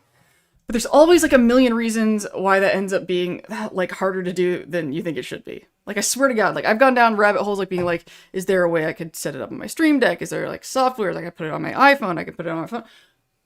Maybe I haven't done it since I've had this other phone. Maybe there's that is not an interesting topic for stream. Here is something that is.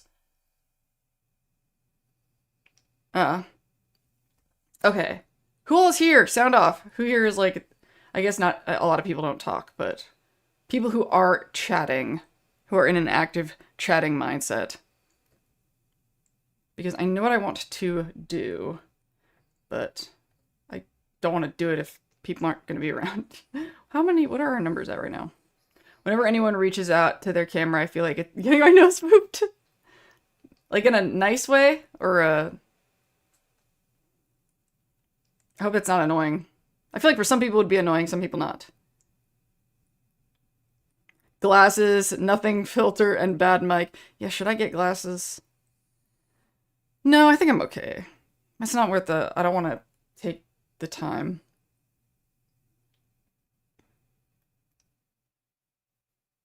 I mean, now that it's focused, like I don't feel like maybe it's not good for my eyeballs, but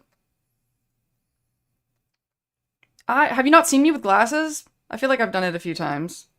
And also, I think I have like a Pavlov's bell thing with my glasses, because I normally only put on glasses when I'm like going to sleep.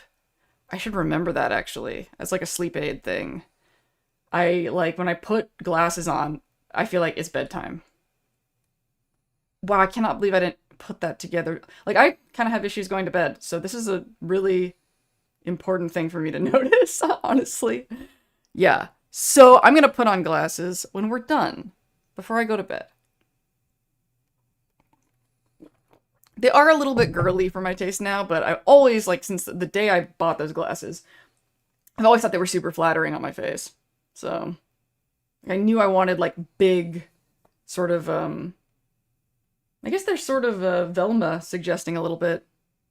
So maybe a little girly, but I like them.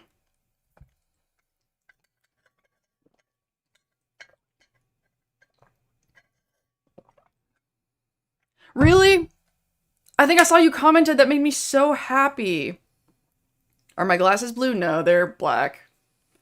But they may have looked blue depending on light. No, I really appreciate that you're watching the shorts. I really want there to be like a feeling of like continuity between the me and Atlas thing, or try to build as much continuity as I can figure out how to build like a bridge.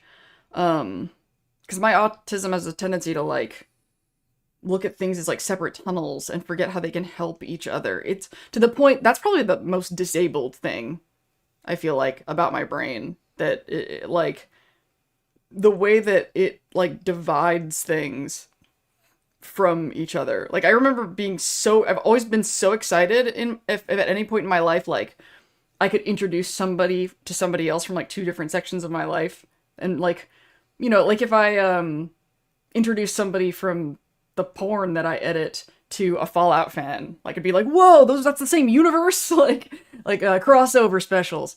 I hate that I forget that things can like coexist. Like, I've never had this come up before, but I totally feel like I would be the kind of, like, this would never happen, but like, the kind of girl that like never introduces her partner to her friends ever. Like, they'd probably think it was suspicious, but I'd literally forget that they exist in the same universe. Like, it would have to be like something was scheduled on the same day for me to even remember that there's like a conflict. I liked the veteran daughter and the guy the other day. He mentioned his son will follow for it. Yeah! Right?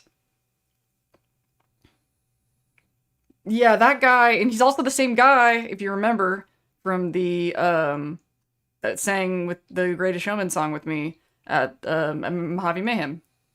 That's, like one of my favorite Fallout event memories is just that guy just being like super charismatic and super cool, but just super fucking pumped to be there.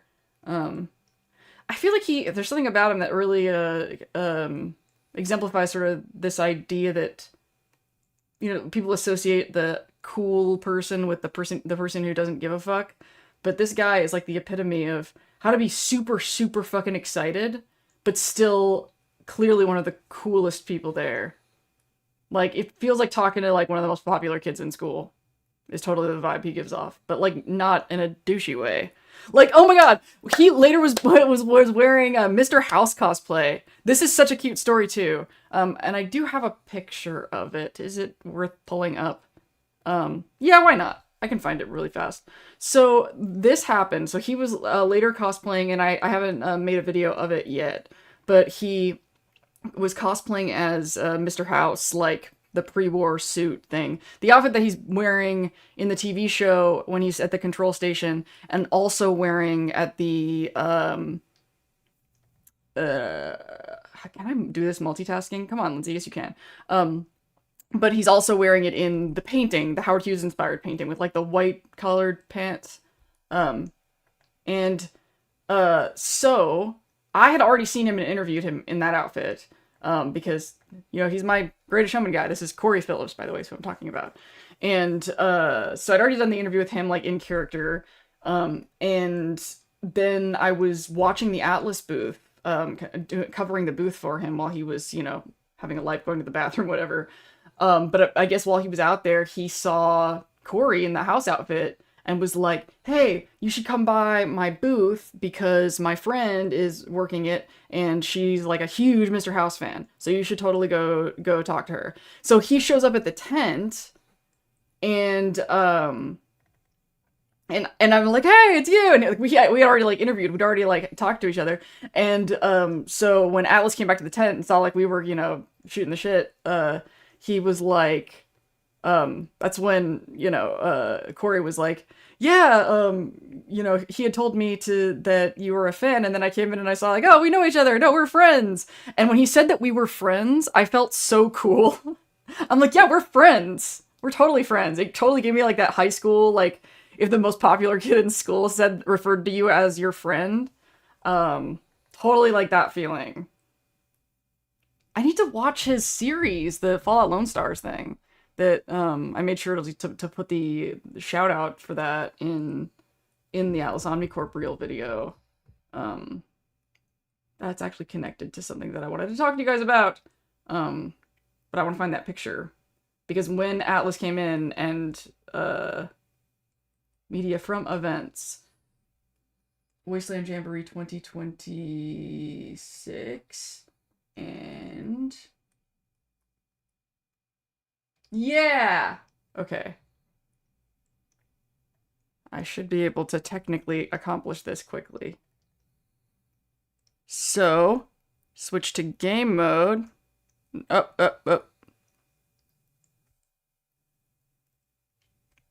Do I have the wrong profile open?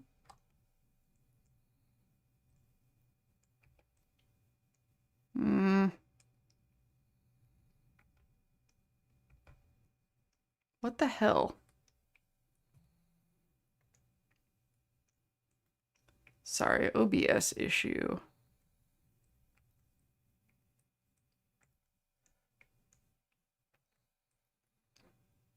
I am very confused. Did I rename something? My god, we'll fix this later. I'll have to... Screw it, we're doing it live! Scenes. Switch over to game. There we are. There's the picture of when Corey was Mr. House. And... I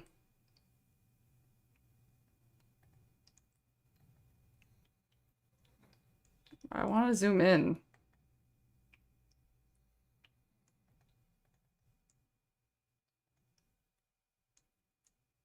God damn it. I am clearly not good at operating this software. That's the picture. You get it.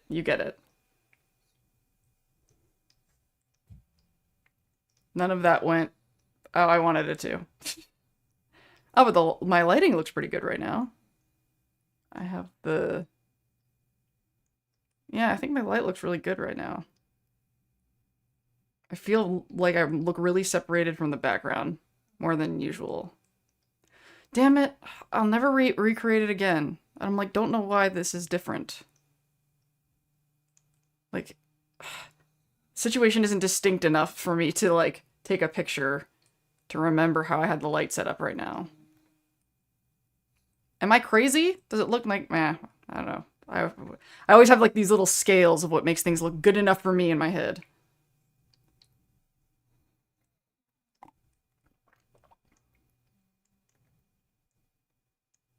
I don't know if someone already said this, but I think the Lone Wanderer story is interesting, partly because Fallout 3 literally begins with your birth and ends with your death.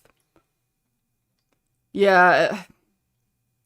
But then Fox not helping you just didn't make any sense.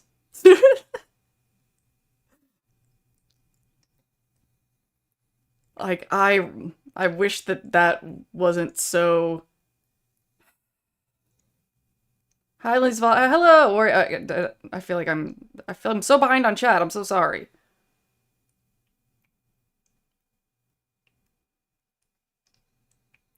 Some people point out that Lee Moldaver used independent cryostasis technology.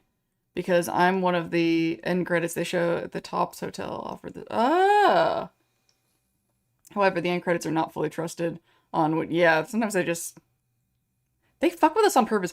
Oh, that reminds me of another topic that I wanted to talk about today. So... This is why earlier... Okay, I'm opening Notion back up again to get, like, back on topic. Or I was saying, like, why it was so funny that, somebody brought up... Well, where's my focus? No! It's such good lighting, and I need there to be focus on it. So, what I wanted your help with, you guys, is to start the freaking Discord. Because every single time that we are chatting, there's always, like, a reason why we should have a Discord. And I was like, maybe I'm more likely to actually do it if we just do it together. Because I think, like, I want to, like, have a back and forth about what we want to accomplish with this Discord. You know, make it some sort of creative, right?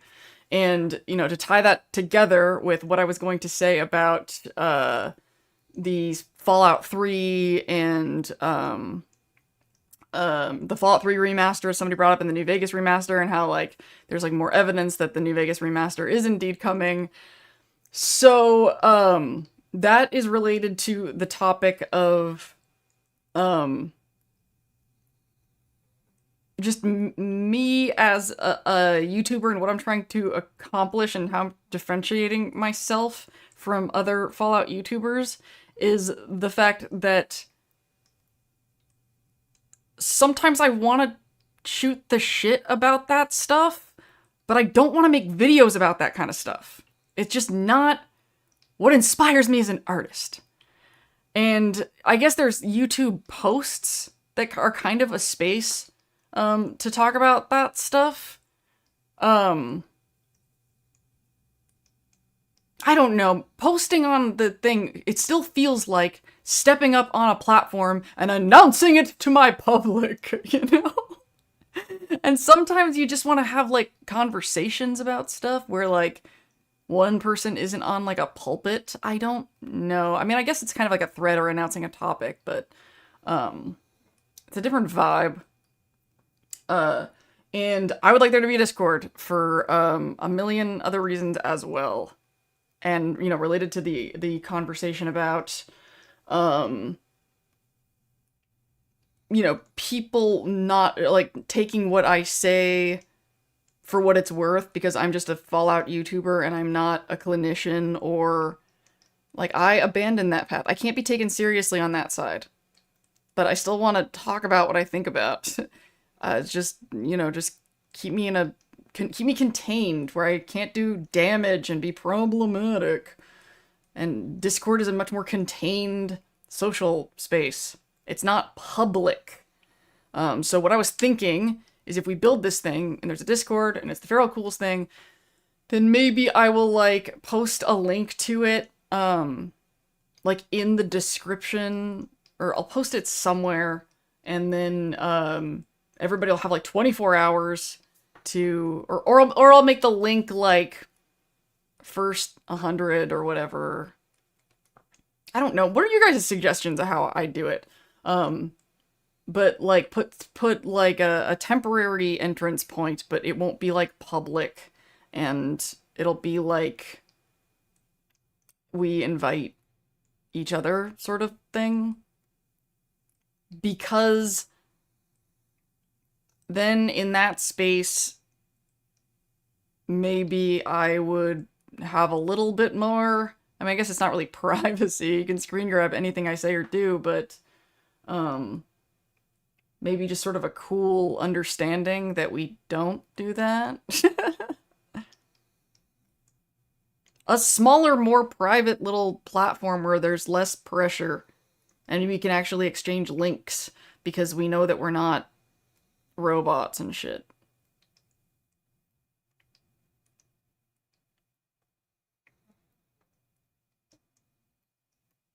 I've seen some creators keep their Discord access limited to channel members. Oh yeah, channel members. I still don't know exactly what that means in terms of YouTube. I keep meaning to look that up.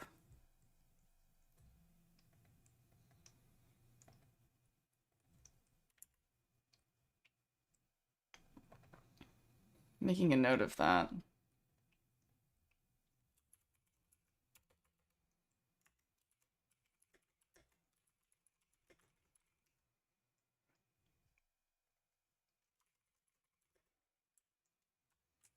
Because that also sounds like a way I could make money and not have to like get a Patreon. Like, it seems like there's so many people who have like YouTube channels and then they have like a million other things, and it's like, I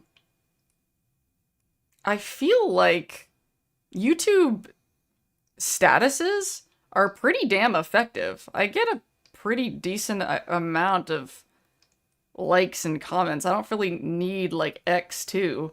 Like, I think that I get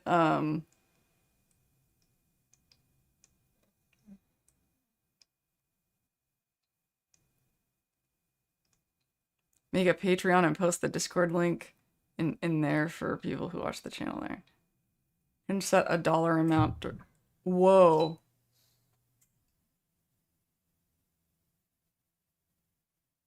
Hello?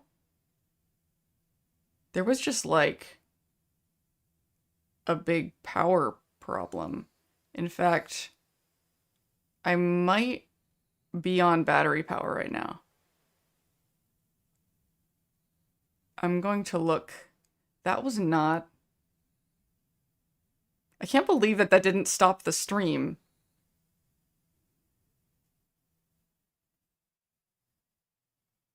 That's something that happens in movies. That's a thing that happens in movies. That's not a thing that happens in real life.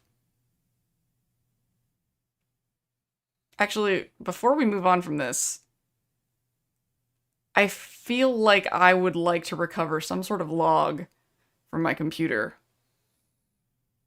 of what just happened. Computers are always logging things, aren't they? Like, from the computer's perspective, I want to know what just happened. Like, maybe fluctuations in the temperature.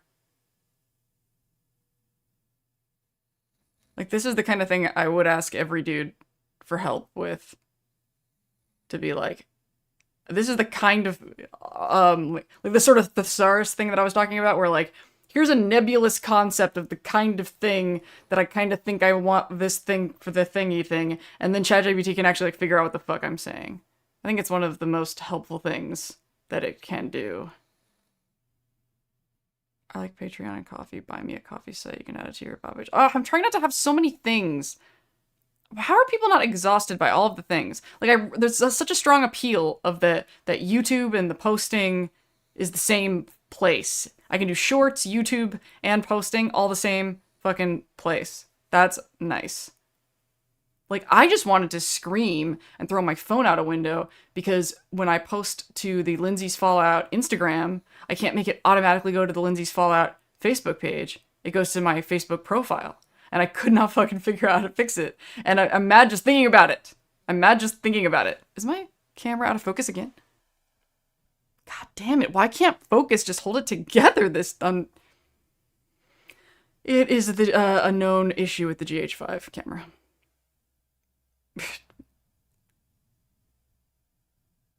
Oh my god, this is, I have to look at my battery and see if it's... what the hell just happened? Event viewer, that is a good description of the kind of thing that I would be looking for.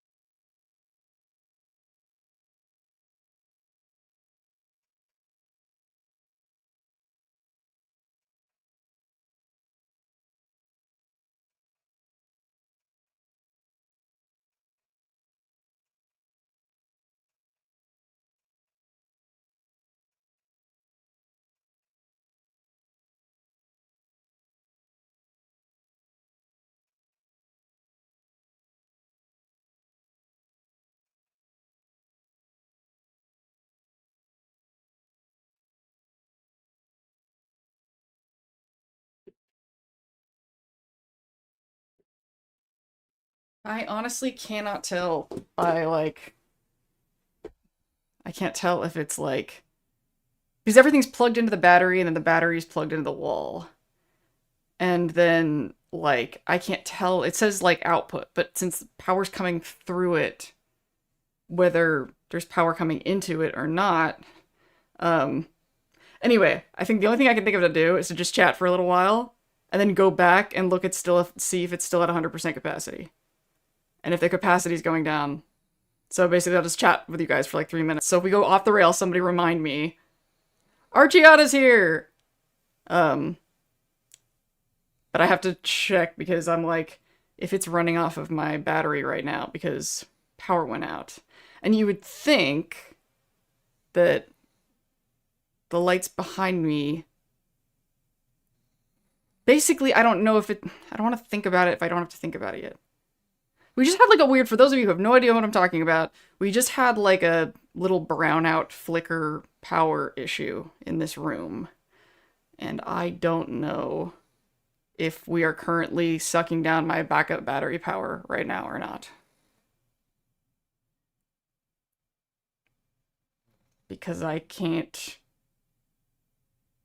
I'm gonna probably take before and after pictures of the battery. This is fun. Aren't we all having a good time? We're gonna make a Discord, damn it. If the battery thing is happening, then I'll have to end the stream. But if that was just a weird flutter and everything's fine. I cannot believe the stream didn't stop. That is so strange. And then we can talk about like what we want to get out of this Discord. I know that for me, like the primary thing is continuity with like a group of people. Oh my god, I got so... I was like, I'm kind of surprised I've been in a pretty good mood this stream, because I was in like a really shitty mood before. And I like I almost canceled. Shall I start a 3-minute timer for a reminder? I'm like, has it already been... Yeah, do a 3-minute timer. That's a good idea. I mean, I feel weird having you set up a timer, because I'm like, that's not very professional of me, is it? How hard is it to edit the stream before uploading? You could mention the Discord link in the stream. I mean, the only thing that would be tricky is finding the exact time code when I said the problematic thing. So I guess if we did it the very, very end, and then I remembered to cut off the very, very end.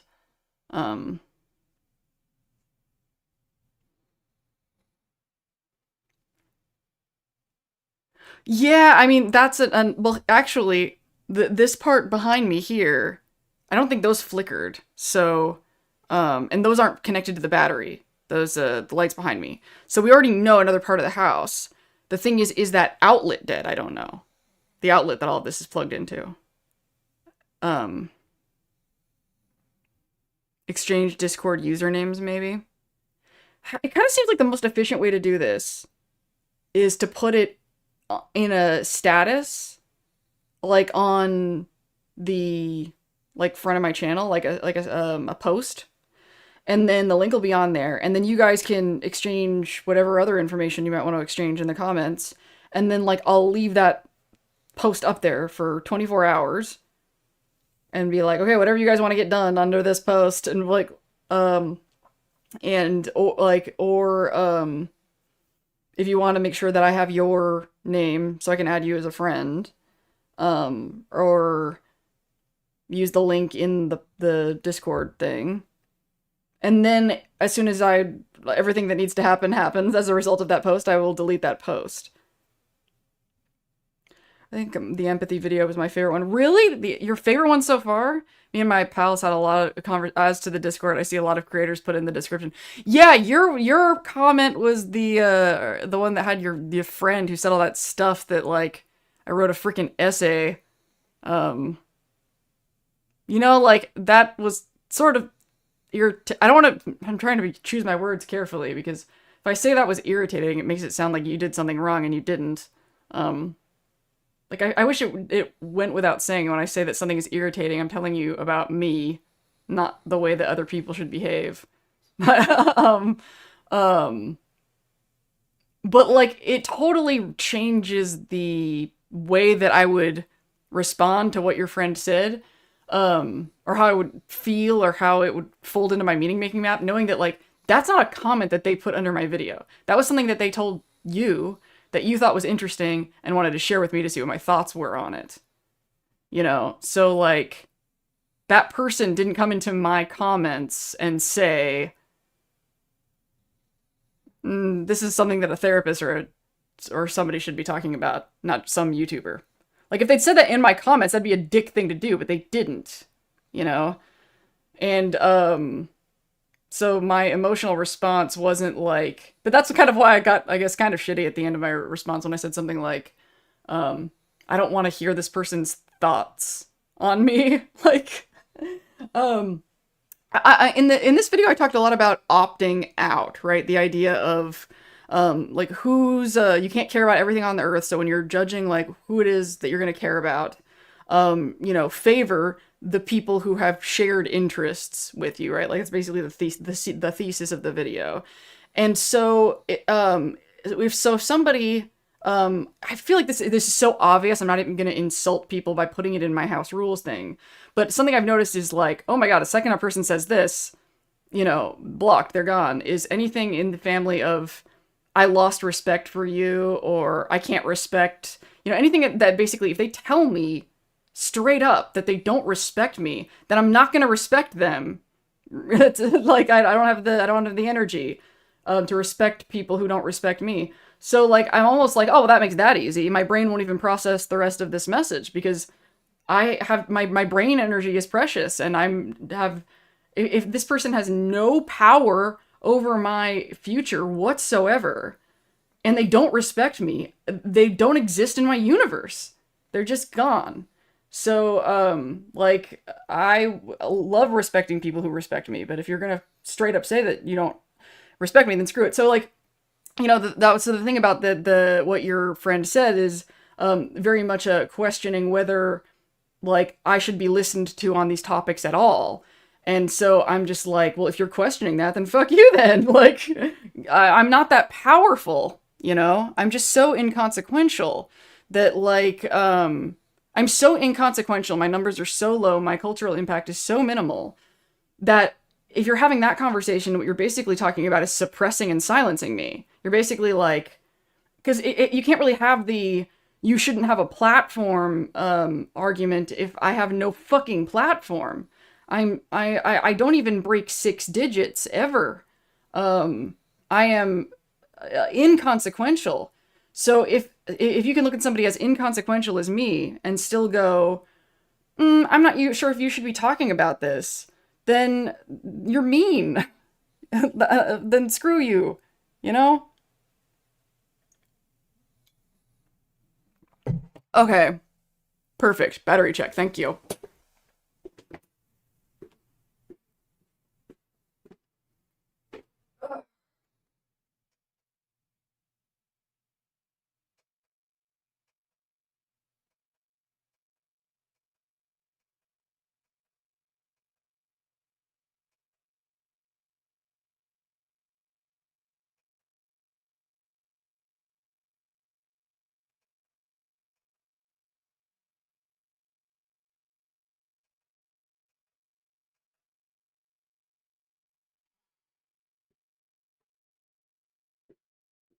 Okay, we're good. It still says battery 100%, and it still says runtime 25 minutes, but it's been however many minutes, and it said 25 minutes last time too. So it's probably not telling me, it's telling me like if we were stuck committed to this battery alone, it would be 25 minutes. Like it's got 25 minutes in it, but we're not using those minutes. So we think we're plugged in. Oh my god, focus!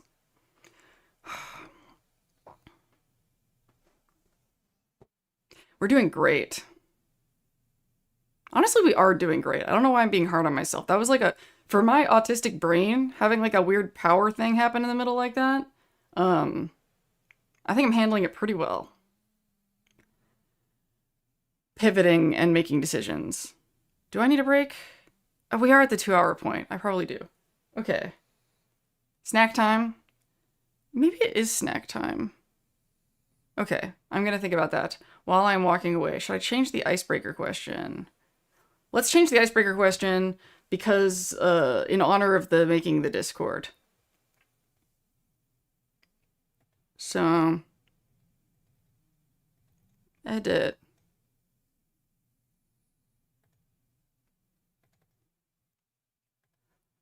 Icebreaker. It does this live, doesn't it? I hate that it does that. Okay. Like, it shouldn't change until I hit OK. I feel violated. Okay, so what do you want to see in the Barrel Cools Discord? Stage fright over typos, honestly. Okay, burping.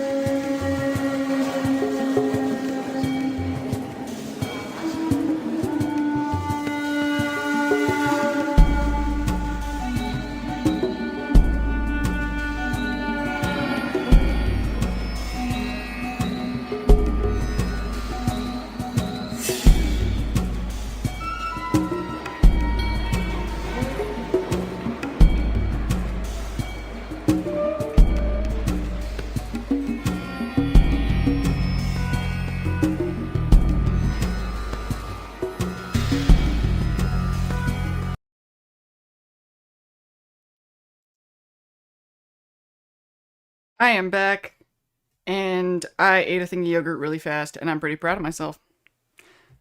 So, maybe y'all can help with this. Is there like a default? Oh, first of all, I made the Discord. The Discord is made, and I am now looking at it on this screen. And now we gotta flesh it out. We gotta make it a thing. It's gotta be ready. It's gotta be it's like an empty house that needs furnishings. So I could use some help. If anybody knows, is there like a default, like, basic Discord rules list that I could like copy as like a starter to like that's like a good reference? I'm sure I'm not the only person, and then I'm sure I will Lindsay fine-tune it, but I figured maybe one of you might know of something more specific than me just going into Google and searching for that. The ghillie suit was really funny because it worked. Oh yeah, and also I scrolled back and looked a little bit at earlier chat about there was art, a non-Fallout related recommendations. I was definitely thinking that too. I don't know what Firewalkers is, unless you're talking about... Is that like a Silo reference? I saw something really interesting in chat, now I can't remember what it was. Oh well. Wait, I'm just created it. It's not ready for people yet. It's not ready. My goodness. Like, I want to fill it in with rules, and so I was asking if anybody had, my YouTube terms of service. Is that contextually gonna make sense? I guess it's a starting point.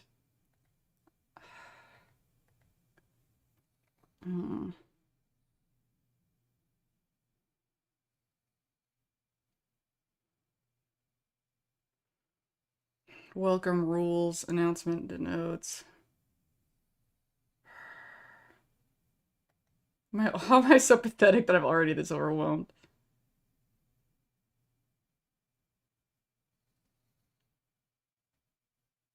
There's a part of me that will find this fun. There really is. I just need to connect to that version of me. Come on, where's the version of me that will love this? Maybe the version of me that would love this needs to be in the chair. Maybe I should switch to the chair. I think it's chair time. Okay, let's do it.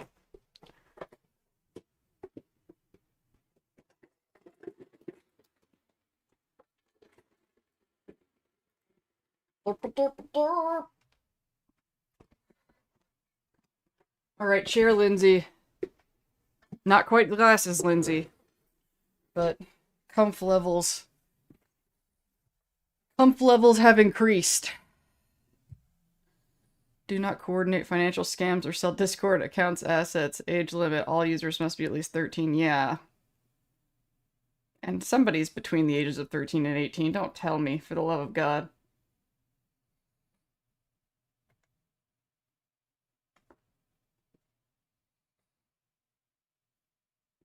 Standard server rules, copy and paste template. If you are setting up a custom Discord server, this is the industry standard template to keep your community safe and organized.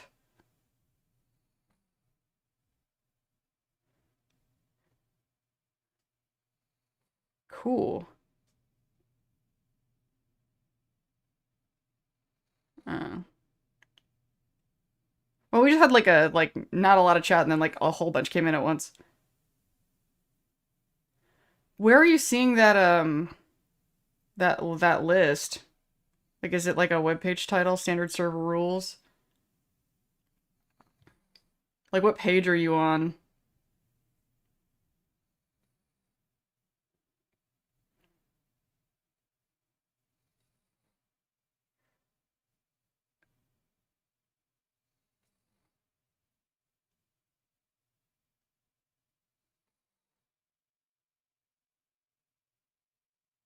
Oh, he's just going nuts pasting all of them.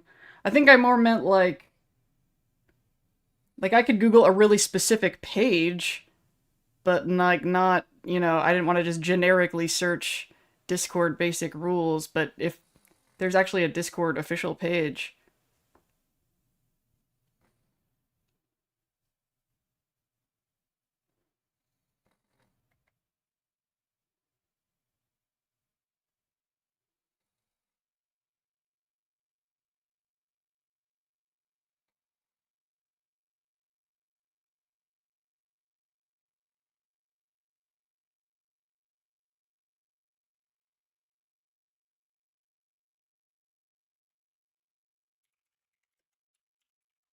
Maybe it is easier for me just to order rules.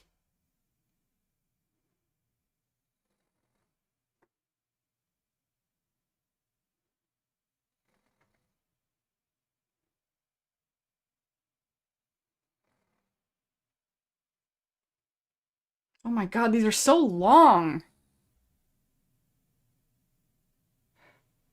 Now I'm on, like, some generic, I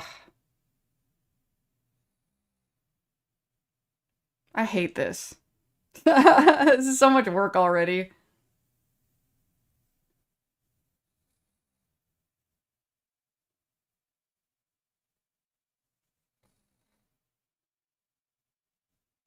I'm like, what's a community that... Maybe what I should really be doing here is just looking at, like, how a community that I like is doing, has their stuff set up, and just use that as a starting point. Like, maybe not copy the rules, world... I can speak. Get the page to read it to you. I'd probably go to sleep. Screenshot and share the rules channel examples from the stuff I'm on. Yeah, which you could totally do and send to me if we had a Discord. Okay. I'm just gonna do that, and it's gonna be great. We're having so much fun right now, aren't we? Okay, Earl, cool, general. Okay, I'm gonna have the channel in front of me on the web browser, and then also have... I'm, like, strongly considering, like, showing you guys what I'm doing. But that feels like weird. Like, well, I don't know why that feels weird. Like, I feel like I'm gonna be self-conscious about how I'm doing everything if you guys are watching me do it. And also, like, what if my brain forgets that, like, you're watching, and then I'm, like, cycling through tabs that have, like, sensitive information on them or something? I don't trust myself to do that. Yet. Unless I only show you one window. If I just show you the web browser window with the Discord in it, I'm already overthinking this. I'm just gonna stop thinking and just move. Okay.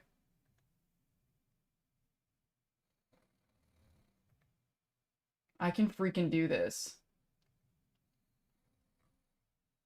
Also, I've got, like, the independent Fallout wiki is the freaking greatest. How did they organize their shit? But they have a really complicated Discord. What the hell was I thinking? It is a really cool Discord, though. If anybody's not in it, you should be. Reddit does have good ideas and tips, too. It's really not all that crazy. It's just stupidly long rules. So, there's... The general is, like... The general? That was what somebody said earlier when I was scrolling through chat. They had, like, this idea of calling it, like, we have to bring the bar joke into this, right? Maybe we should do some fun things and then do rules, and then I'll have enough dopamine to do the rules. Okay, so how to, I do see this a lot where there's, like, kind of an information group or category, and then, like, the people being doofuses. So, let's say...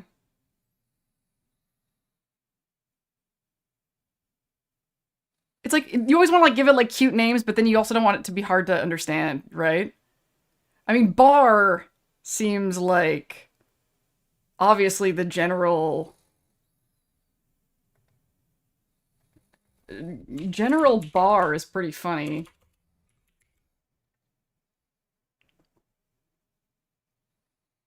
Didn't we make a joke about that, too? Because we make so many jokes about the general, too. And I love emojis, personally.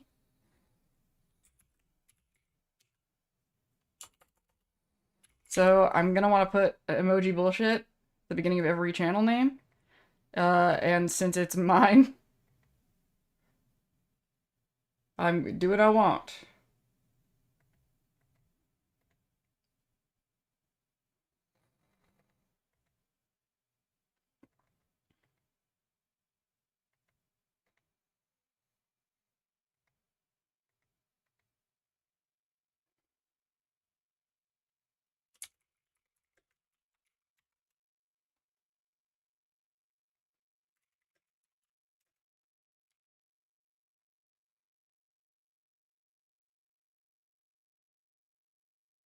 Yay. The bar must be the general chat. Absolutely. Absolutely. It's done. It's done. It'll let it be forever known that that was the first thing I did. I wish I could make it all caps, but you can't change the capitalization of channels. It is all... It's gonna be in all caps in our hearts, right?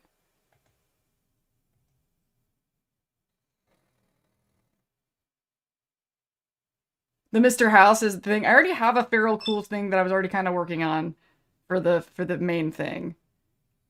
That features my ghoul character with fashionable glasses. Because I thought that looked so cool. Because you know the Feral Cools, and it's like a Feral Ghoul joke. So I took my ghoul character and those white glasses. That was like my vision for this.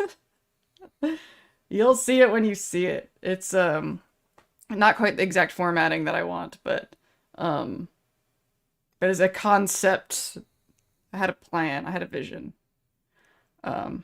Yes, that VAT sound, that's my text sound. That does not surprise you, does it? That all of my alert sounds in my phone are Fallout sounds? They were Star Trek sounds, and I changed them. Oh, right, Lindsay's dinosaur! Thank you! Oh my god, thank you so much. That was the thing I was trying to remember that I saw in chat that I loved so much, was Lindsay's dinosaur. And that is perfect. So that should actually, I feel like that might be a good idea to have... How do I add a thing? Category. Okay. Create, a new channel is Lindsay's... I think I just want to call it My Dinosaur. Because I'm going to put it in, like, a me section, so it'll be sort of implied that it's me. And also, because that's the word I use in the videos all the time, is my dinosaur, my dinosaur. So I feel like there's something catchier about just keeping it my, and it's shorter. Lots of reasons. I just shared a lot of them. And how do I make a category though?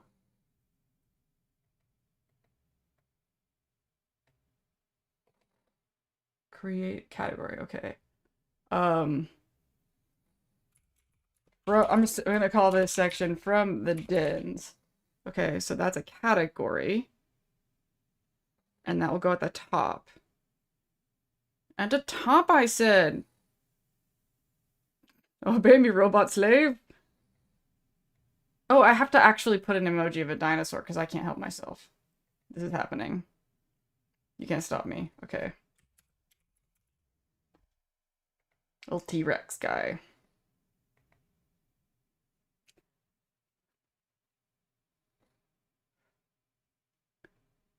Okay, this is really gonna make more sense if I stream this.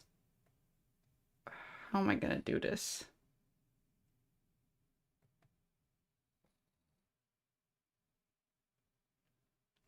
How do I stream just this window? Okay, we're gonna do this in a different way than like my game streaming thing. We're going to add a window.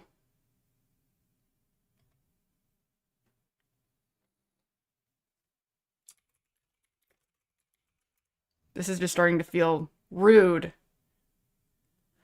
So it is Chrome and it is Discord. Yeah.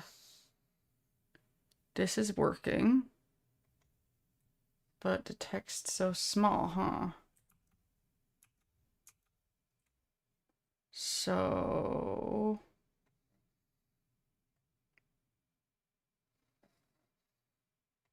what if I take this and put it in the corner?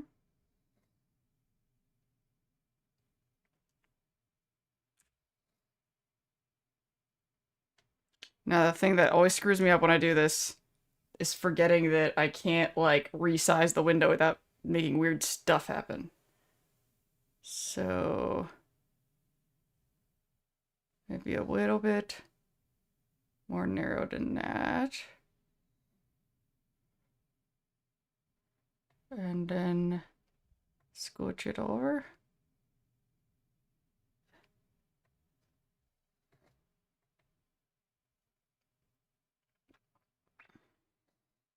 You need a background of a view from the mouth of the dinosaur.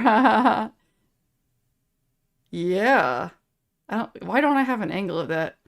Could also use the promo picture of Lucy. That's what I should be looking for. Love for being Lucy, we're at preaching night, but also from the old world icon. Yeah, somebody said that once in chat, and I was like, or in the comments, and I was like, yeah.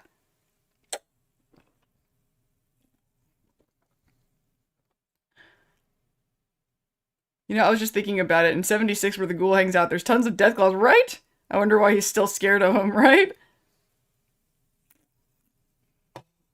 It's fucking Quarry Junction up there. It is, ginger ale. Diet ginger ale is my, or zero sugar ginger ale is my, like, soda addiction obsession thing. I always have them.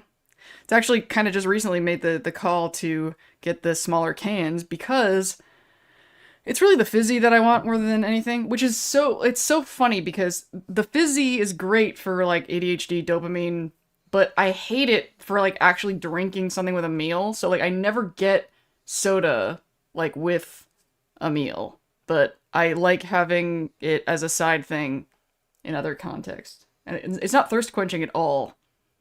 I think it's weird that people like would, you know, if you're thirsty, why would you get a soda? That's so weird. That's not what it's there for.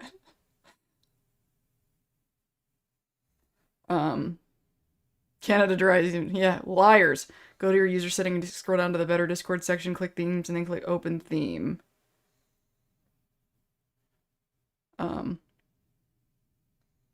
Is that like so you can change? Oh, the wallpapers. Okay. Okay. We can do that next, but there's So this channel, like, is I wanted to lock it down so I'm the only one that can post to it. So, Lindsay, only announcement zone. That is hilarious. I was really hoping that the Discord would be a good place to, for inside jokes. I'll have to do that with roles later, damn it. Okay.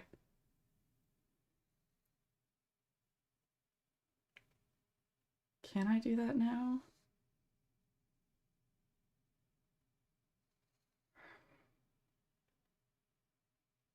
Okay, let's look at that background thing. So we were looking at...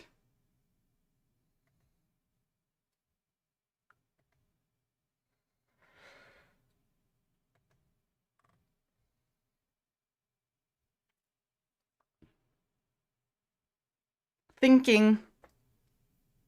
Feel free to talk amongst yourselves.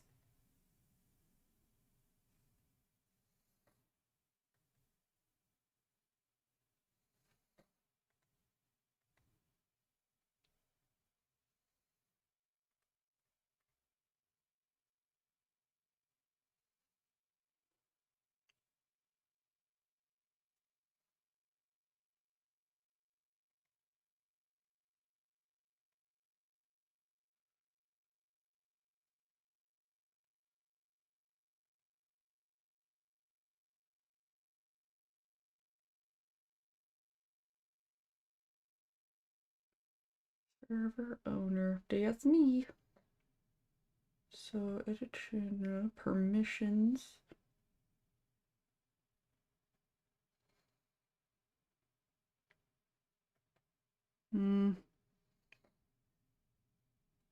Oh, so you can change them at the category level, and that would...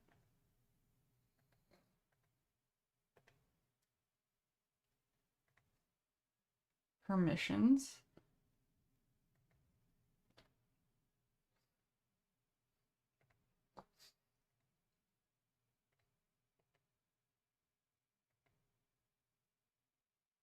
Yeah! I'm figuring stuff out. Oh, this is access, though. That's access, though. Damn it, that's not what I'm...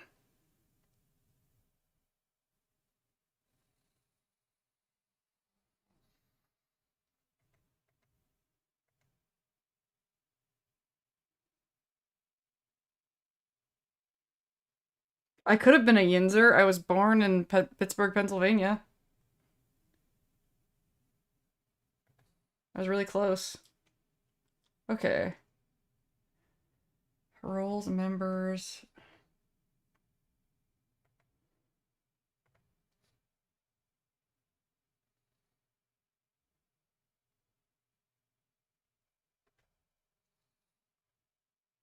Ah, this is a lot more complicated. So, everyone can view. What does the line in the middle mean?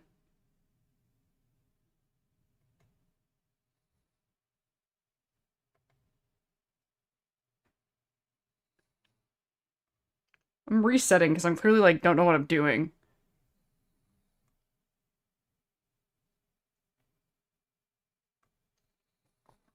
Okay, so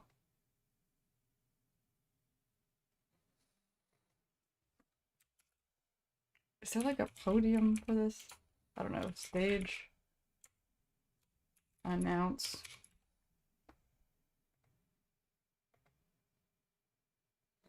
Save. Cool. Okay, so advanced permissions. So is this...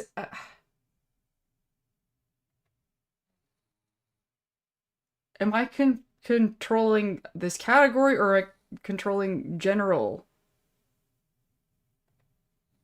Is this...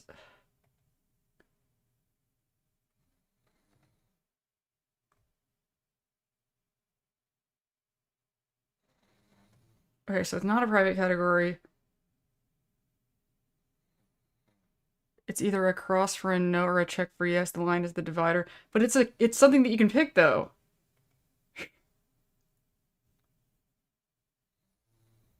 It's one of the options. What does that mean?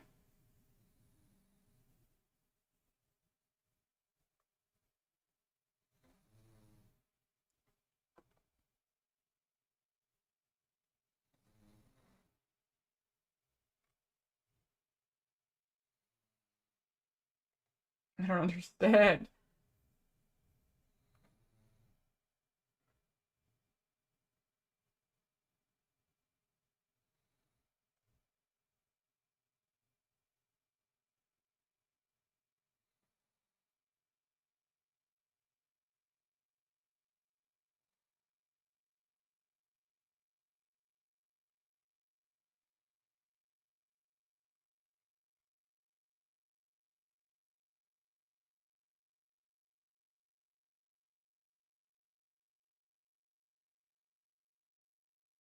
Why am I having such a hard...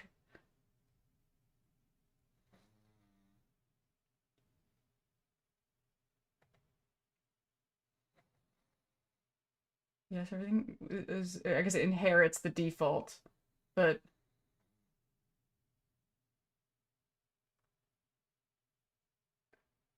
Here's the thing, and this is like, might be like an autistic thing, but it says view channels. So I guess if it... Oh, maybe that's what I was getting so confused about, is because, like, this is a channel category, so that's why it's saying channels. And that's what was, like, throwing me off, is because, like, talking about plural channels, and I'm like, so am I talking about general, like, applying to, categories, like, across the whole Discord, or am I just talking about this one thing, and I forgot that that's because we're in a category, not in a channel, so when it's saying channels, it's referring to the channels that would be in this category. Yes, we would want to see all of these things. What we want is for me to be the only person who can post these things. So that's the thing that's confusing me, is if I say yes, I can post things, am I clarifying that I'm the only one who can do those things?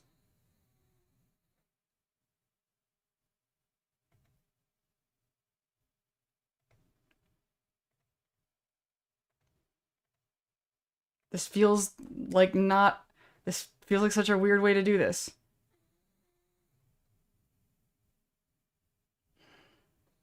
This doesn't feel correct.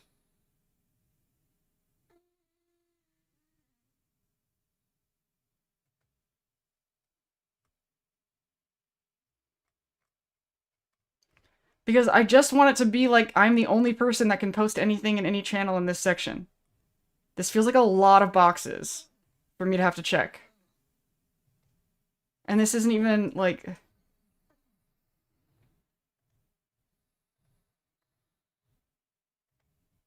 Like, I feel like I'm checking a lot of boxes that are saying that I can do these things. That's gonna be pointless if... unless I specify that other people can't do these things. And where would I put that? It doesn't make...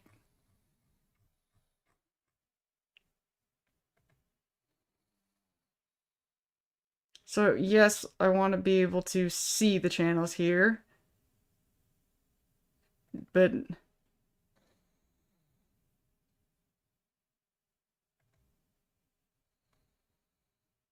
I don't feel like this is right. And I don't want to spend a lot of time hitting a lot of buttons. I'm going to look deeper into how this is done.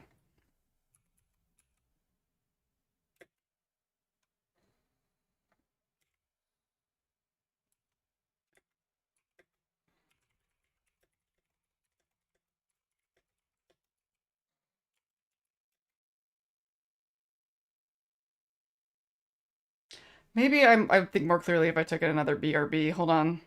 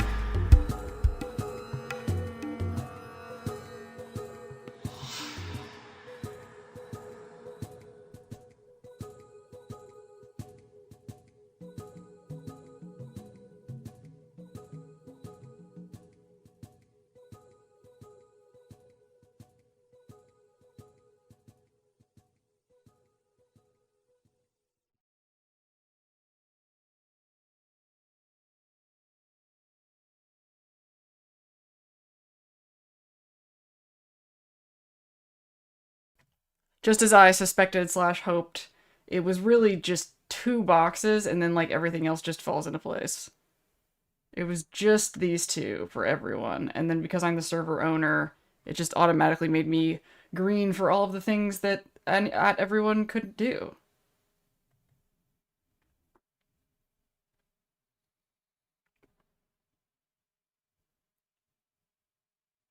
So I wanted to have that, and then I also wanted to have a, I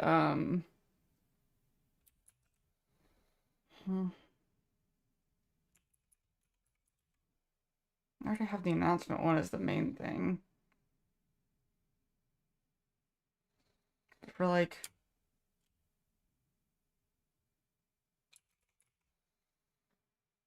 content, like... I just put TV.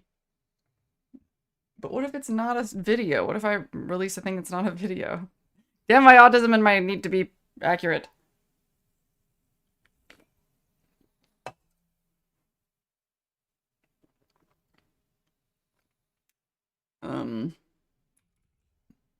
Is there like a more inside joke way to say new releases? I'll just call it that for now. And clips and highlights, that's like for people if like we streamed something and you guys like pulled a clip from a stream. So I don't know if that's even... I kind of like leaving voice channels, lobby, and gaming for now. There are text chats that are like alongside video or voice chat things now, are there? Yeah, open chat. That wasn't always there. It used to be like you had to have like a text thing on the side, but if we ever do stuff in there, voice chat, then I'm definitely gonna want like the text chat sidecar situation. Server owners and administrators with the administrator permission will always be able to post in the channel regardless of these settings. Yep.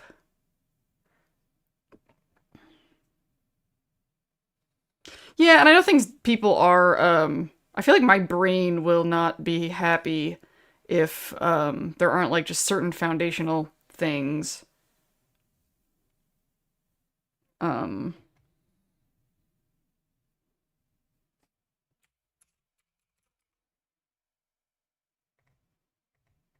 think it makes sense to call the rules thing house rules. I wish that I could put, like... No, I'm good. I would rather put little custom things there, especially because I use Notion for, like, a lot of things. And a big appeal of Notion is that you can have, like, custom icons for all your pages. It's really, really nice. And I like emojis. I like little pictures. I'm sorry that AI learned to do that from scrubbing people like me. It's my fault.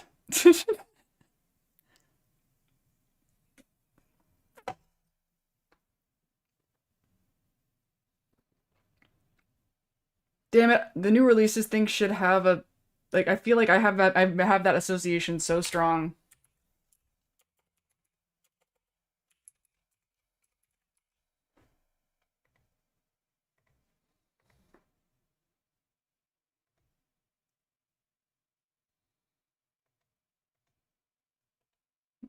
I don't use that symbol both places. Whatever. I hate things being confusing. This is a real test for my brain. Like to not go like overthinking every single little thing. Okay, maybe I should take a step away and jump up and down and be like, wait, and make a list of rules. Like make a list of like not rules, of goals of what I want to have on this Discord. Yeah. I will be right back.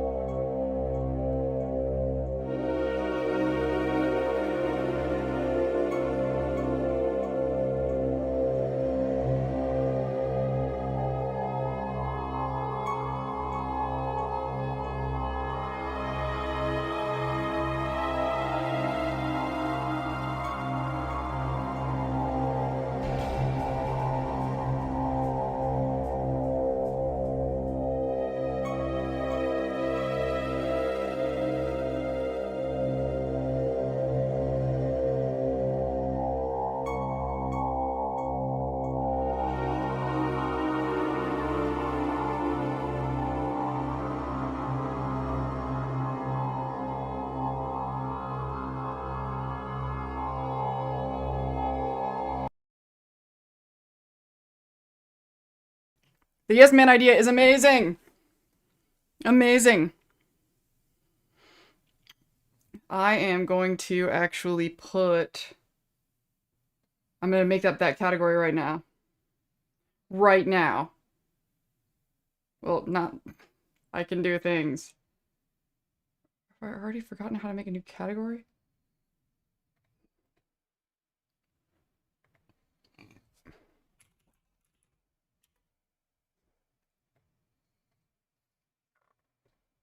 Okay, so I sat down to make my list.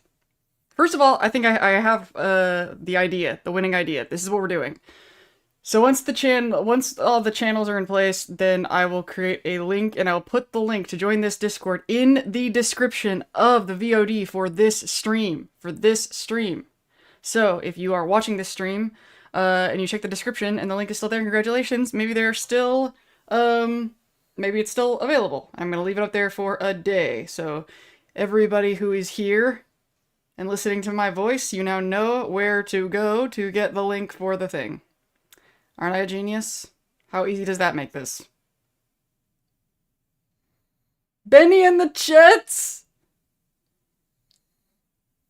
I mean, there are already jets in Fallout, so... That is actually something that Atlas has said to me like 100 times, but sometimes this thing happens where he will tell me he wants to do something, and I think he thinks a lot more goes without saying than does, but from my perspective, it's like, he's like, when we do the car thing, and I'll be like, what car, what thing? And he's like, you know, the thing with the car. I mean, this is how it feels from my perspective. So, I know he wants to do a Benny and the Jets video, but I don't know, like, what that is. Like, I know, I'm sure it's a joke related to the Atlas Omnicorp Jets, that he makes, but how we're going to relate that to Benny and what that content actually is, I don't know. I mean, if he wants me to come up with an idea, then I will come up with an idea, but I don't... He talks about it like there's already an idea.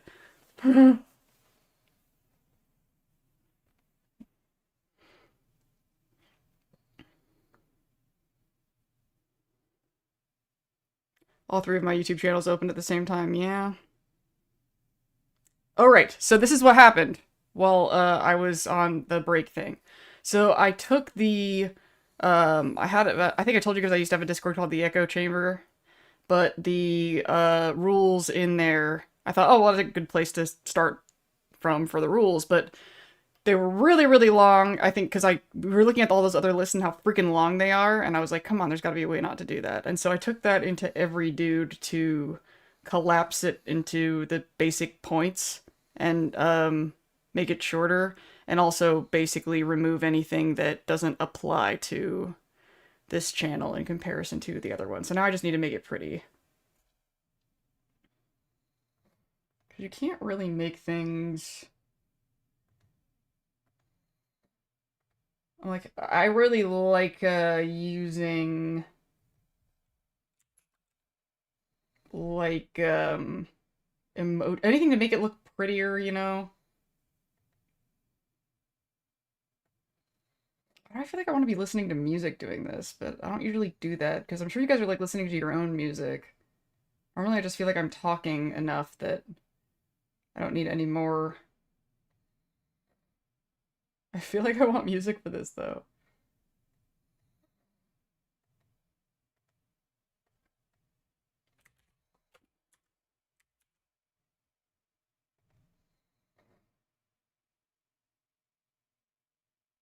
Where to get the link? For some reason I can't understand the verbal instructions. What? Am I being a dick? Was I being a dick?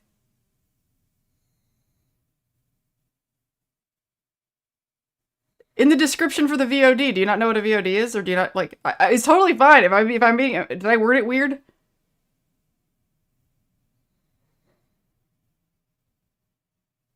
Like, you know how, like, this stream is gonna become a, like a video that you can watch on the channel, right? Like, how after it's not live anymore, you can still go back and watch it? Yeah, in the description of that video is where the link will be.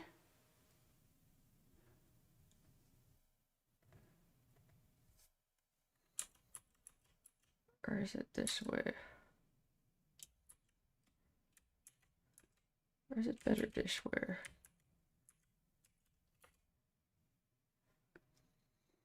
I'm surprised you can't do like lists. You can't do bulleted lists in a Discord thing. I feel like people do that. No, it is not there yet. That's where it will be when this is done. I'm still working on it. Basically, we're gonna work on it, and then I'm probably gonna end the stream. So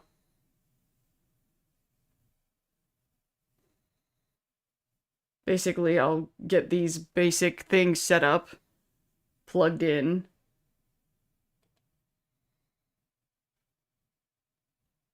Oh, it's okay. It is okay. I'm here to walk you through it, whatever you missed. I'm like, I feel very responsible for making sure that we all have a good time with this, because I'm gonna like, I have to make sure I'm making something that, works for you guys, that makes sense, because this is a community thing. I have to get along well with other humans. How did I write my original thing? Go back, dear.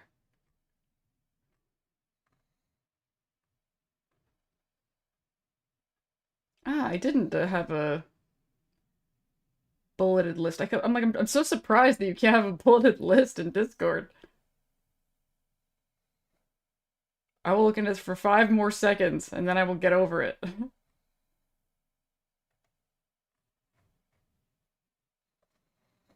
Yeah, this has like a list thing, damn it.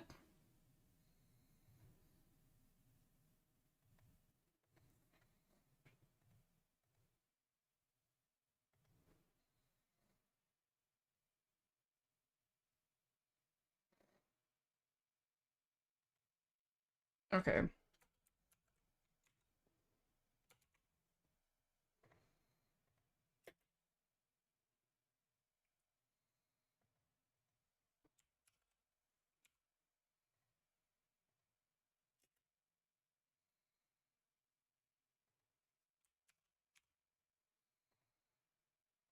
Do this in some way that I like.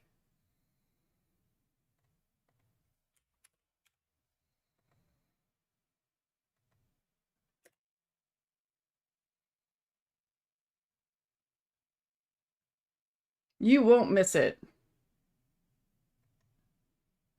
And also, like, I think I would notice if you didn't show up. I think I'd be like, oh, maybe because you're always around, so I think I would make sure that you got it somehow.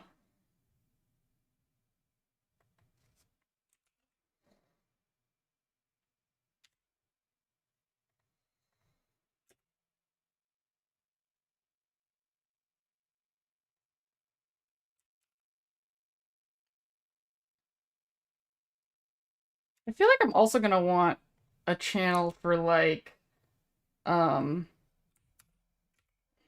sometimes I feel like I have like focus groupy kind of questions. Like I'm experimenting a lot with the music, and sometimes I really want to ask like, did this sound thing work? Did this like was the was the music too loud? Was it too quiet? That kind of thing.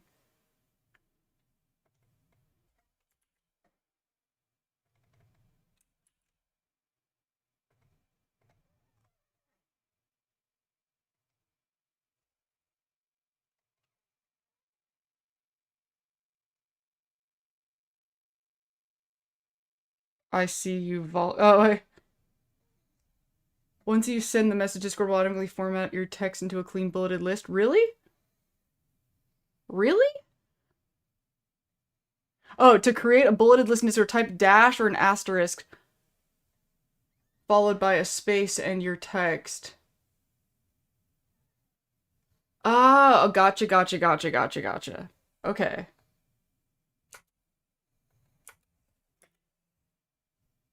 Ah, that's so weird.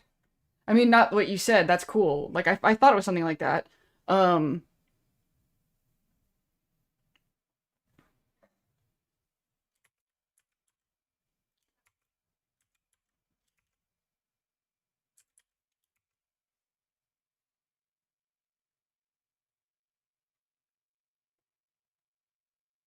Still gotta watch the first 30 minutes of the stream. I missed that. I was dealing. Uh,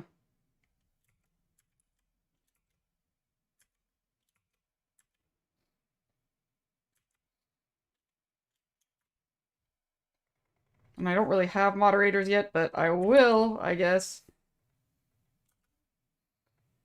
So much of it's gonna be vibe checks.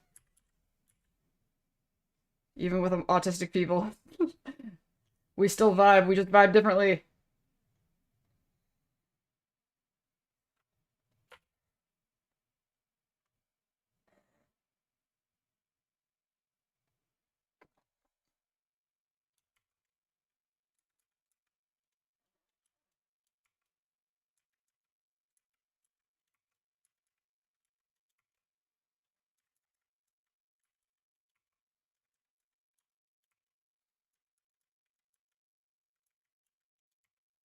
Okay, let's see what happens.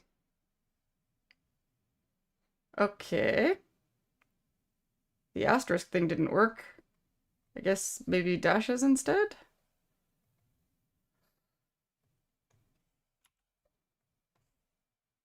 Oh, is it because there wasn't a space? Damn it.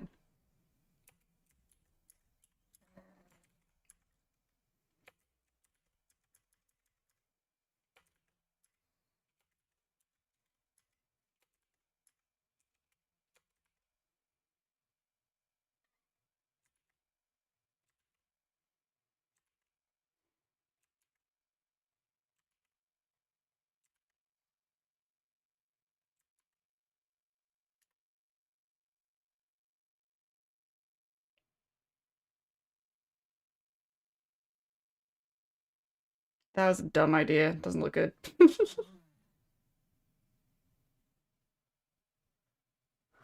What does it do if I just put numbers?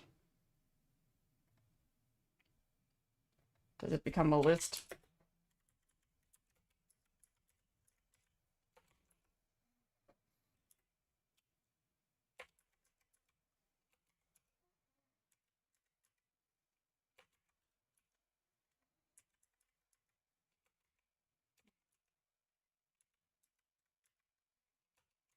Does it play nicely with the numbers and the hyphens at all, I wonder?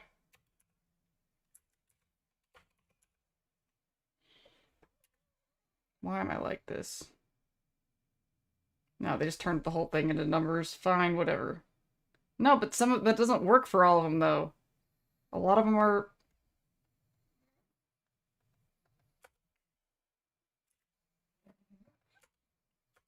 I wish they were a different line, but okay.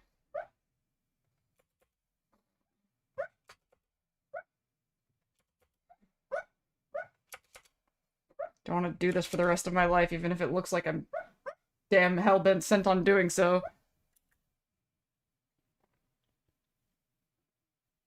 Robco official moderator system for $99.99 a month.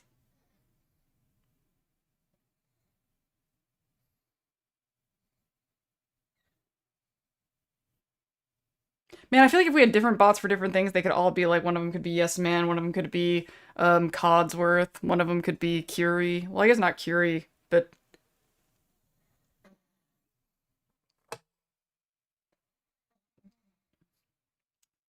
You know, I think the Overseer's office,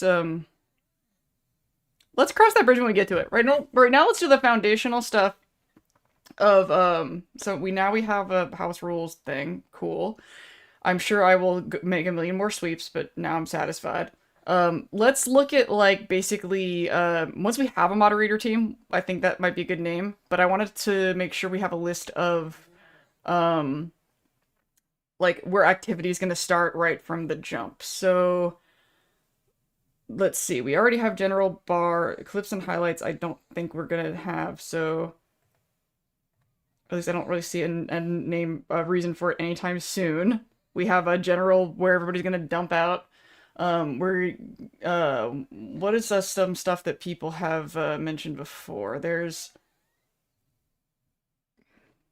And I really wish I had it in me to have like cute quippy names for everything, but I guess just to get this done, we'll just be literal.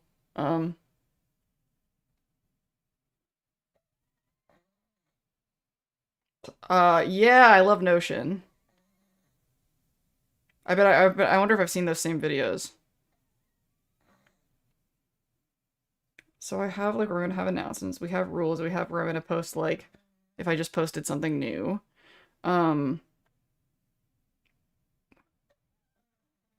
We are...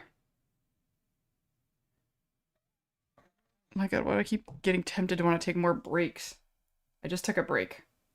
It just feels like every time, like, my brain gets over a hump, that it's, like, time for another break now.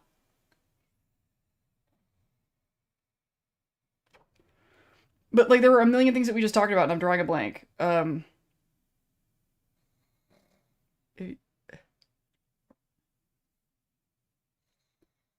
Let's see, we talked about, I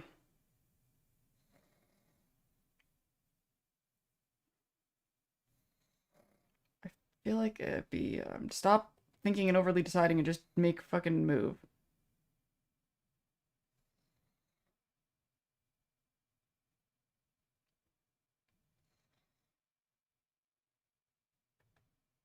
Ah, maybe I am gonna take a break and jump up and down. Okay, I'm gonna change the icebreaker thing to say...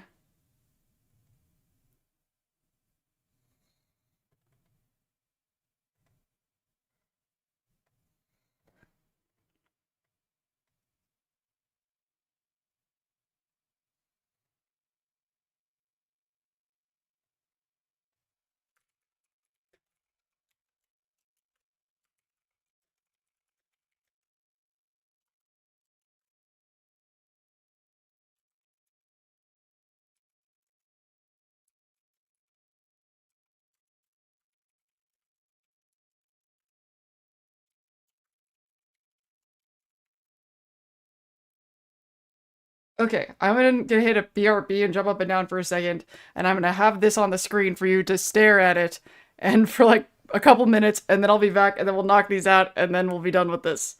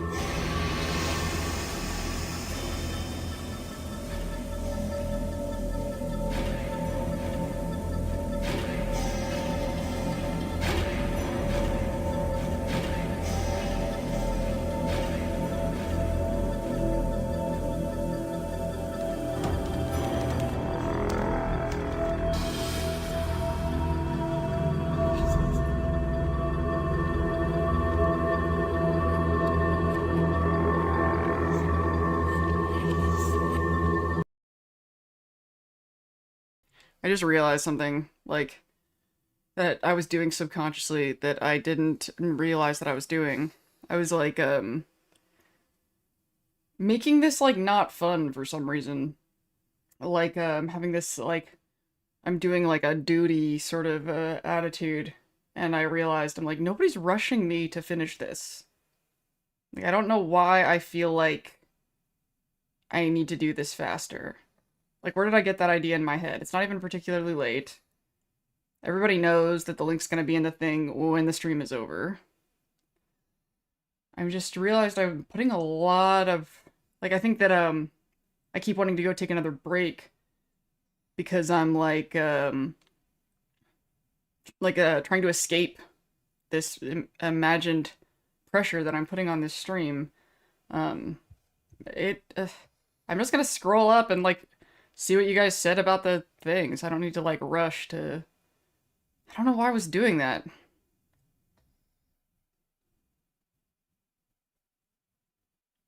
That's actually a good example of, something I talked about in this week's video and the last video about, you know, the whole idea of, like, what's not yours to carry. Like, there's some influence in my past that put pressure on me to do this kind of thing really fast that I'm still carrying, that I don't even remember where it came from. Like, that's a part of that whole unlearning thing that I talked about in that other video, in the begin again video. Like, sometimes you have to just stop and catch yourself and be like, why am I stressing right now? Like, this should be fun. This should be a fucking blast to look at our inside jokes and stuff and pick channel names and talk about how we're gonna hang out. This should be like the most fun thing in the world, right? What a blessing that we get to do this. That we have the darkness, right? That we get to do this. Oh man, what a great cutaway. I really don't like the way that this looks in the corner of the screen though, but I do want you guys to see what I'm doing. Can I make it smaller?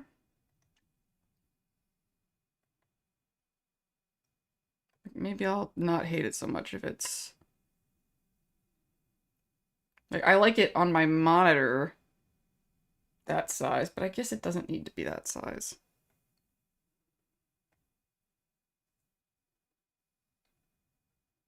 And say I appreciate this effort you're putting in. Oh, thanks, James Baird. If you need to take a week to get it the way you are comfortable, I believe everyone here is willing to wait. Aw. I don't think that it will. Like, honestly, the rules thing was the biggest stressor. And it's like, when is it, like, enough to just, like, leave it alone? Knowing that it's gonna get edited and tweaked later, just like the ones in the videos do. But it had to get to some sort of stopping place, and I think we got there. Now let's go back to the chat and see what you guys had said. Go down to better Discord section, click themes and open theme. Oh yeah, this is when you're giving me the directions to do the banner, set custom wallpapers.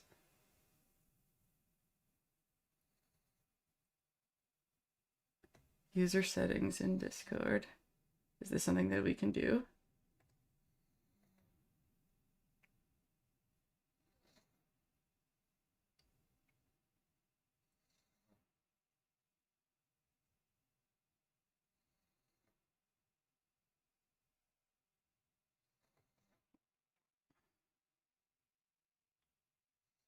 When you say user settings,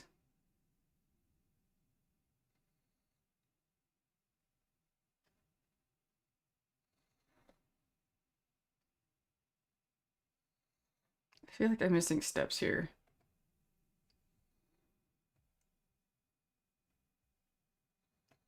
I think I can...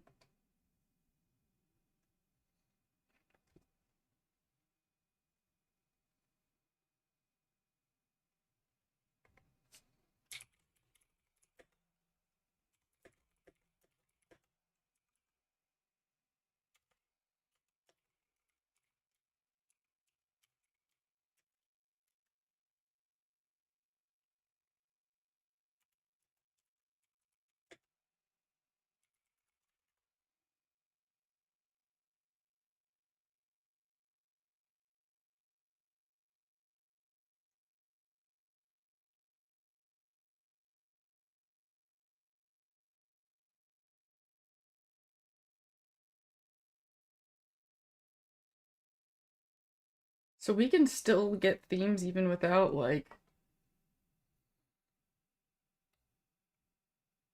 So people are still able to, like, put themes and stuff in their Discord even if they don't have, like, Nitro or whatever?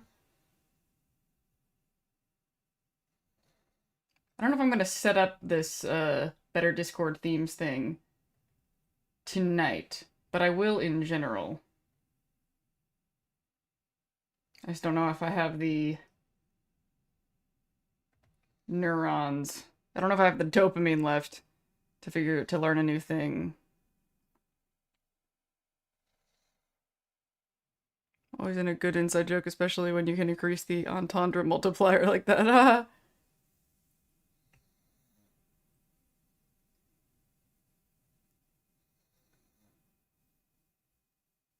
This is gonna be so much fun.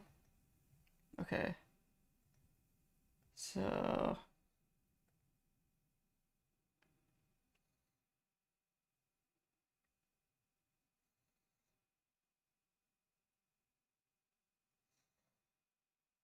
Man, that made me so mad. I'm back in the part of the conversation we were talking about the checks and then X's and the permissions for the...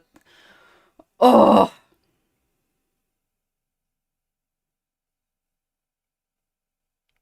And of course it was only just 2 boxes that I needed, but...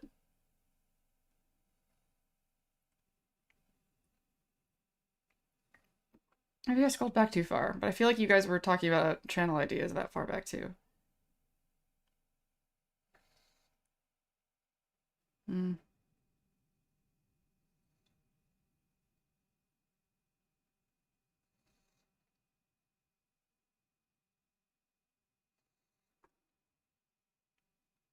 Free side for chaotic, no rules, or off-topic chat. I'm gonna make like a note thing.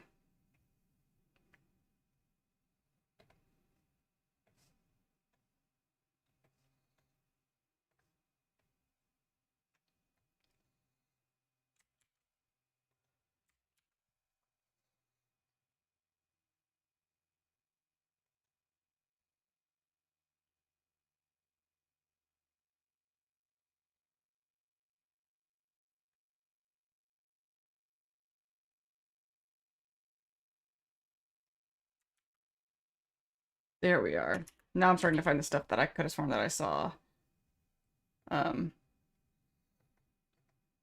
Support channel for people who have questions about getting the old games and mods to work, or a channel to talk about older sci-fi shows and movies.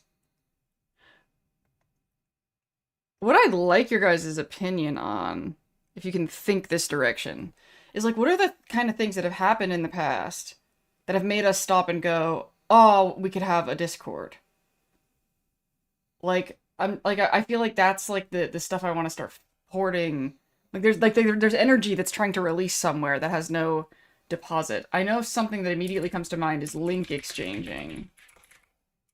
And then, why didn't I just open a notepad thing before? That's exactly what I should have done. Like, I think I need to, like, kind of verbally, like, process or something. So, I feel like that's the number one thing. Or, like, brainstorming and beta viewing.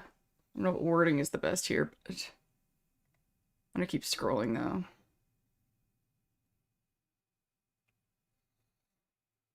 Like, that's what I need to stop and think about here. I think because, like, I'm on stream, it's like that self-consciousness thing that I was talking about earlier. It's like, it gives me this feeling of, I need to be entertaining, I need to be entertaining, but if I'm thinking like that, then I'm not, like, thinking through what I want to do for this Discord. It's, like, taking up too much space.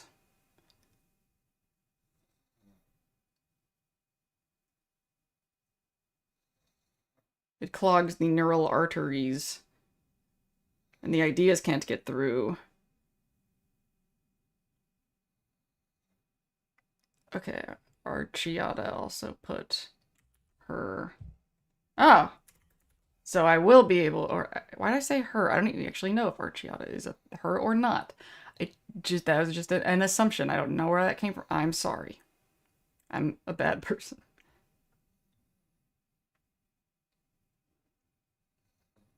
If I say my username here, since it's almost the same as my username on YouTube. I guess that was a long time ago, so there's no point in replying to that.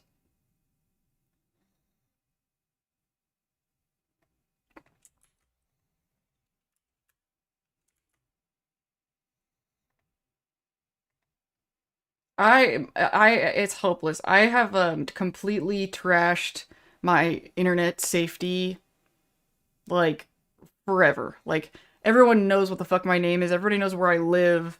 Everybody knows what I look like. It's just it's hopeless for me. There's no hope for me.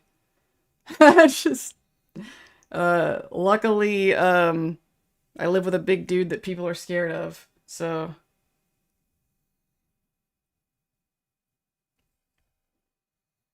strong bar bouncer vibes in this house.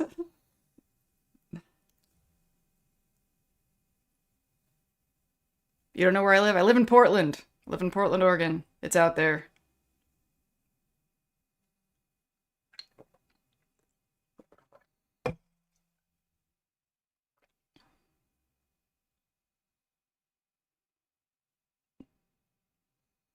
Dude, I might already be AI. Like, maybe I'm not a person. It would explain a lot, honestly. Like, what if I'm just a copy of Lindsay?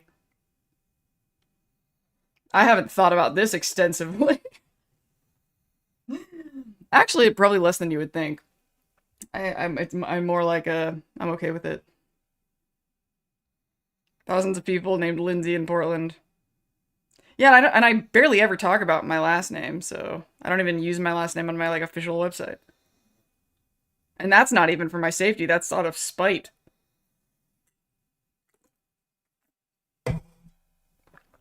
Okay. So, can you load game saves? Can you? Oh my god, did you just remember that? Like that exchanging game saves was a thing that I cared about? Because incredible. Incredible. Because that actually is a huge motivator for me to do this.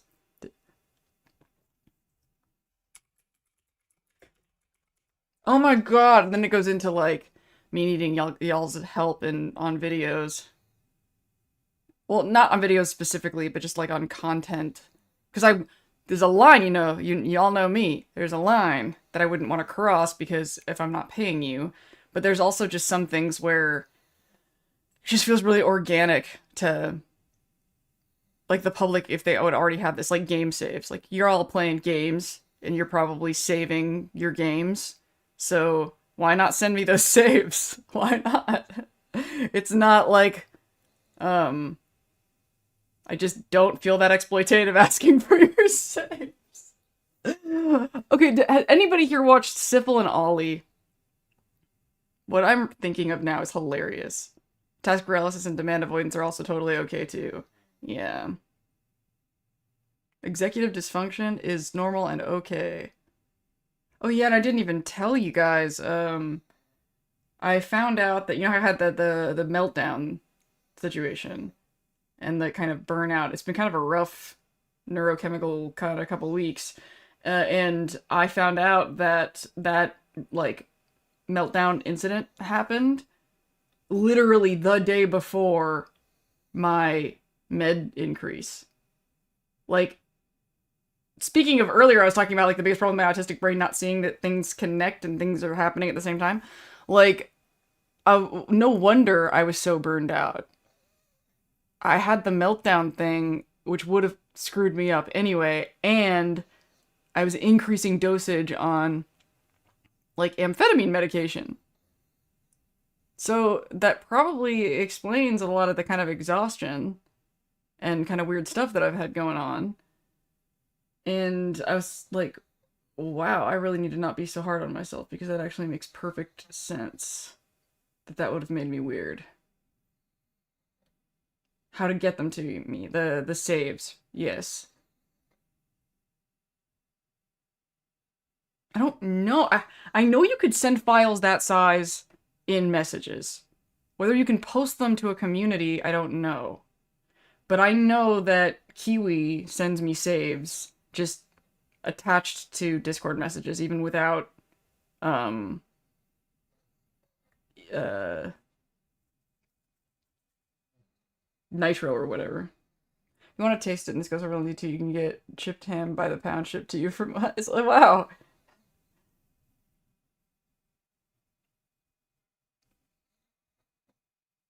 Is that like random? I missed the beginning of that. Um,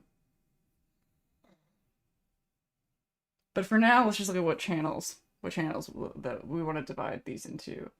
Um, damn it. Let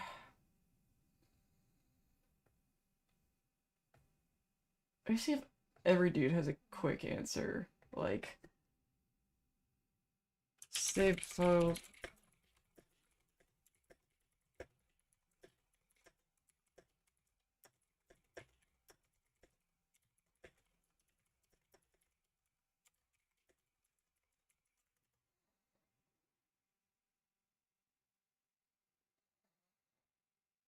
Yeah, it's according to every dude, but you should never take anything every dude says more seriously than the word of some dude.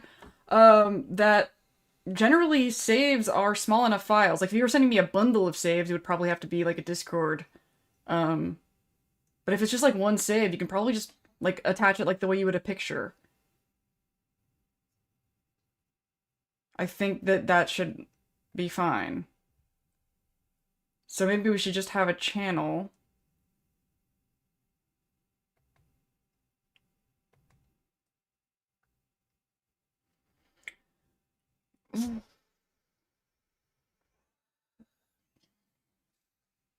Like, and there are some things that I want to look into eventually that just don't need to be dealt with tonight. Like, um, the beta viewing thing. Because I'm almost wondering if that should be like a forum where I'd put like the video and then there'd be comments underneath. It'd be funny, it'd be like another video comment section, but with a totally different vibe.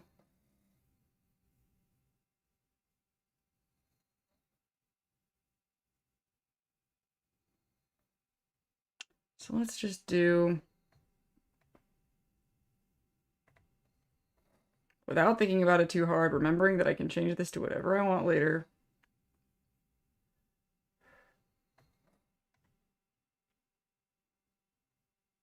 I feel like my brain really needed this. It's like what we talked about in today's video. I need to make decisions. Where the hell is the window?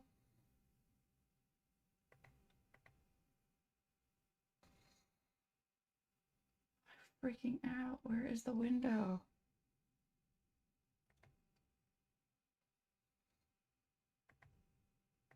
Oh my god, there it is. Jesus.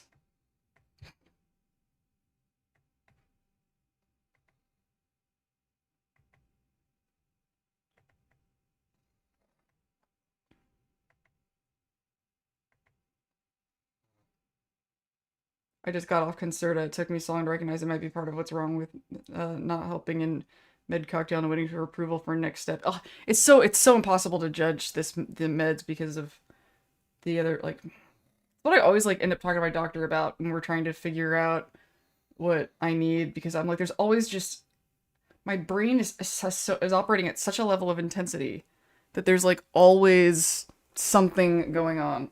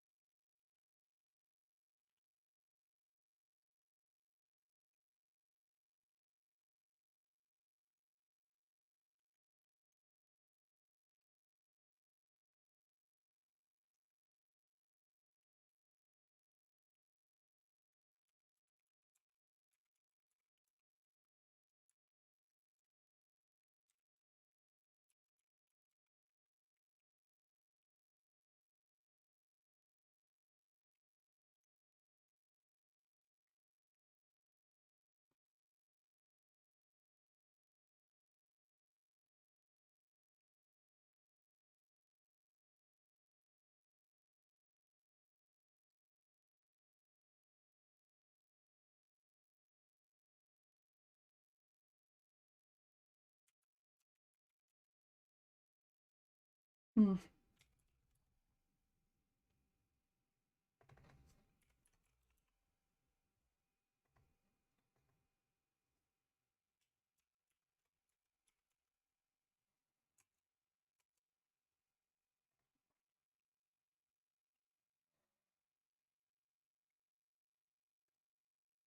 Is the chair? Yeah, yeah, it is, huh?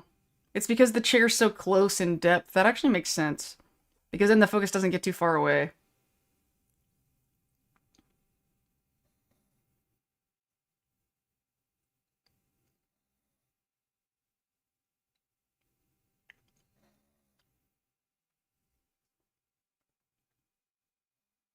So, okay.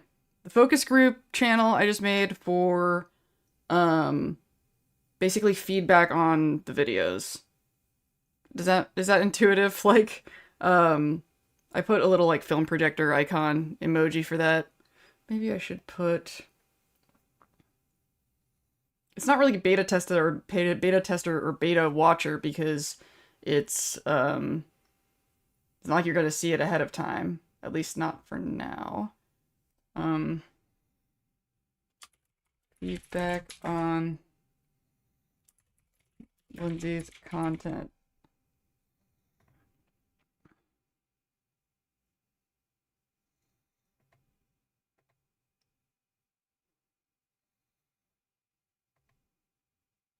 That is helpful when channels have those little descriptors, aren't they? I think they're helpful.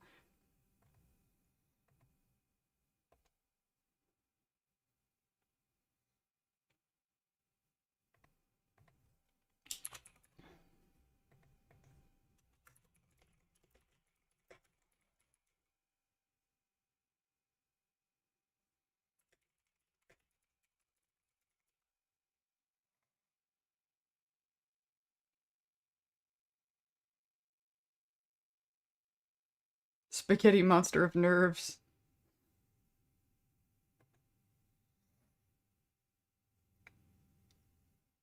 The necessary line to get to Adderall.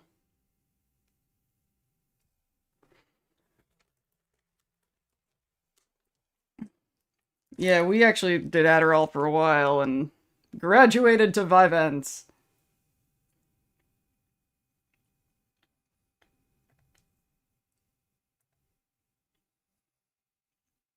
House Rules doesn't need a description, does it? Bar.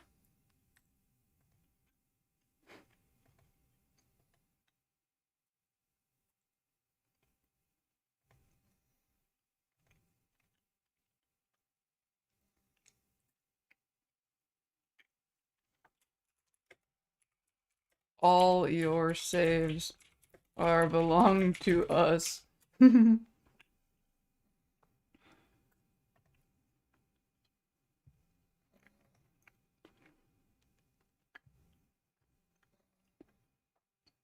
Okay, so this is where you can give me your saves.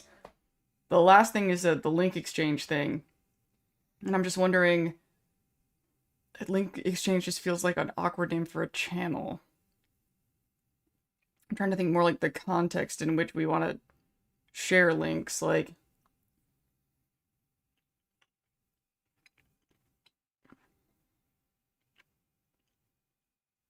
I feel like it's most commonly like we're referencing a movie or a music video or something that like we're referencing a piece of media or like a joke or something and we want to like send a link to reference whatever it is that we're talking about. Media links doesn't seem any much usefully more descriptive than link exchange. I guess to kind of clarify where I'm thinking, or like, is in when the moment hits you that you want to share a link with the group, like what kind of moment is that? Like what channel would you be looking for? Like, oh, I want to send somebody this meme. And then you would look for the channel that says Like maybe just something that just says, "Hey, check this out."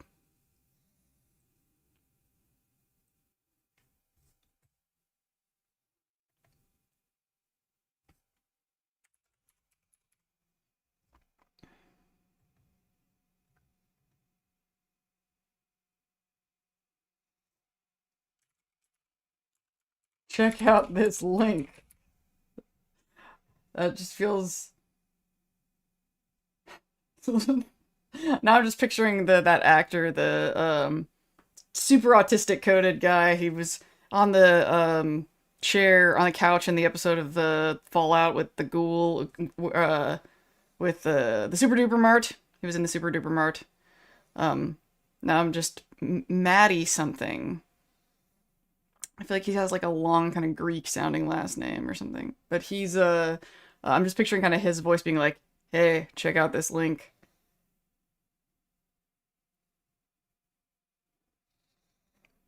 Oh yeah, there's the off-topic and on-topic thing, and with Fallout channels, you do kind of have to specify that sort of thing, don't they?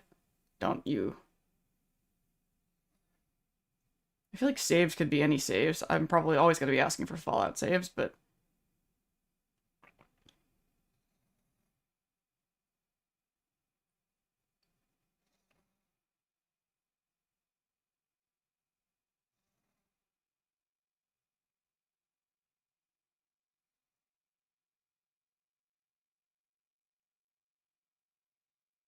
look at these links, aren't they neat? I'm copying that.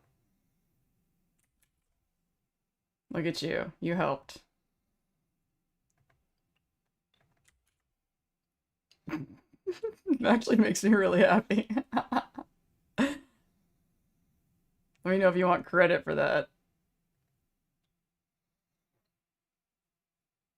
When you were on Adderall, did you have hallucinations of pink dancing Christina Aguilera creatures? No, but when I did used to take Ambien at which point I did kind of have hallucinations of trees, which was weird. That's the only drug that's ever made me like, and it wasn't even like a hallucination. It was more like a sort of that point between dreaming, between sleeping and waking.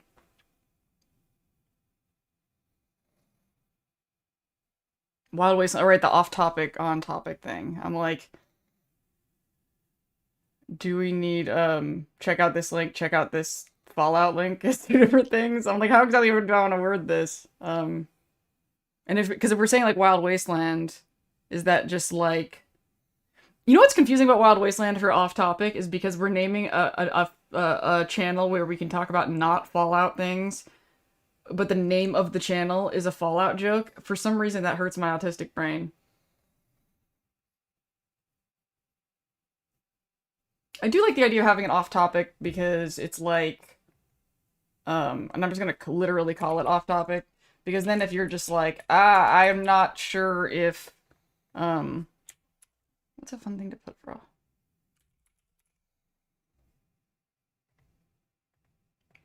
If you're not, if you're like not sure at all if a certain topic is relevant, your safest bet is gonna be off topic.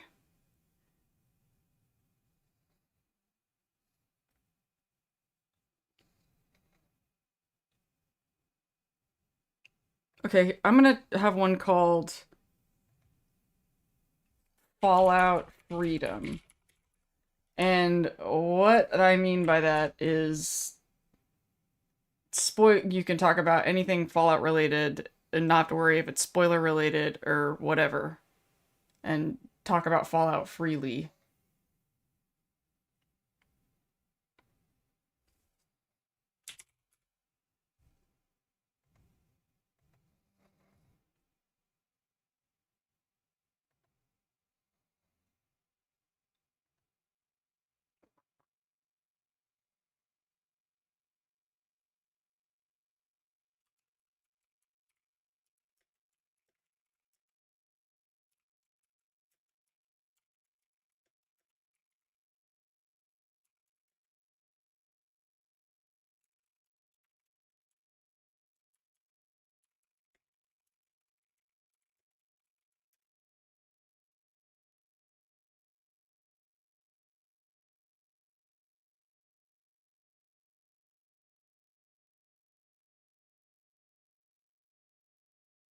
I do like the info dumping, but I'm trying to think in terms of like um foundational channels to sort of get the ball rolling and get people not confused.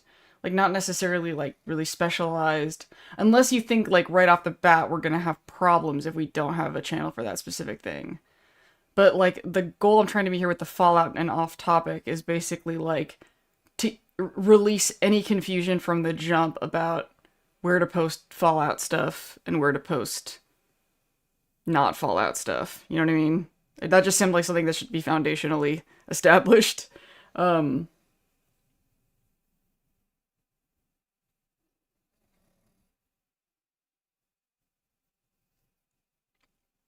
hmm. So if there's a Fallout freedom, then what's like a more Fallout reserved?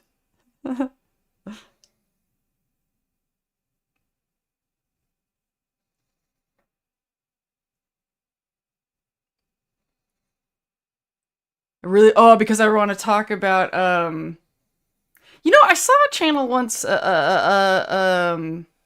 channel, a community, a Discord once where they had like something called like second room or like a hilariously back room. Might be actually a good name for this. Hilarious.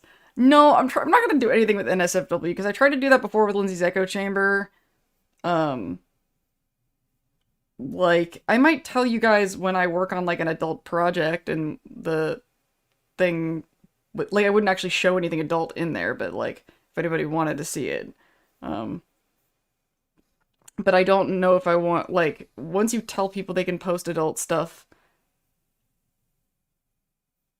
Like maybe this is unfair, but because it's like my Discord, I'm okay with me being able to do that, but I'm not okay with anybody else being able to do that. Um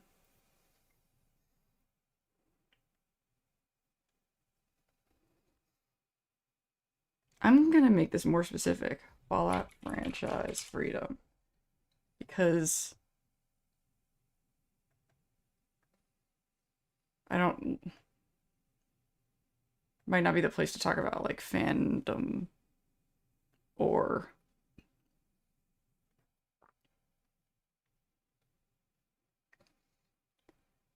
strange meat.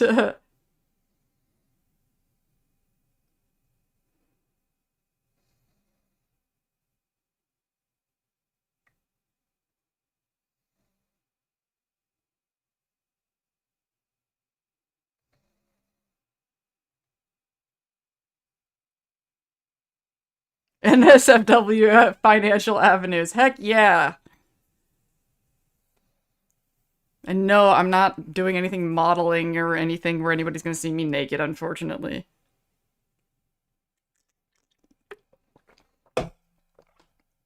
But that 6 episode series would be kind of cool to be able to tell you all about. Cursed things of Fallout.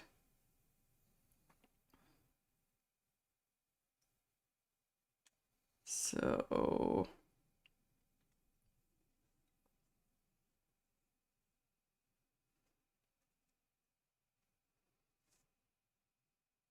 Are we serious about the 18 plus thing? I'm saying no to that. But you guys are still talking about it. Is that important? I mean, I kind of want the whole channel to be 18 plus. But I guess I don't think I have a strong appeal to people under the age of 18. I think I'm really cringe.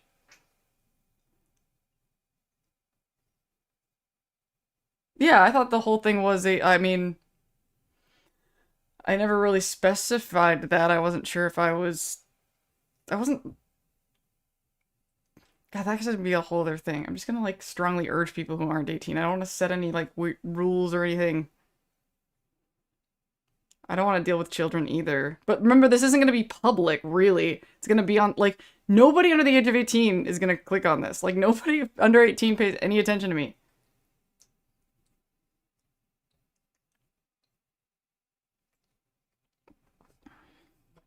I would be shocked. I'd be like, what are you doing here? I am so lame.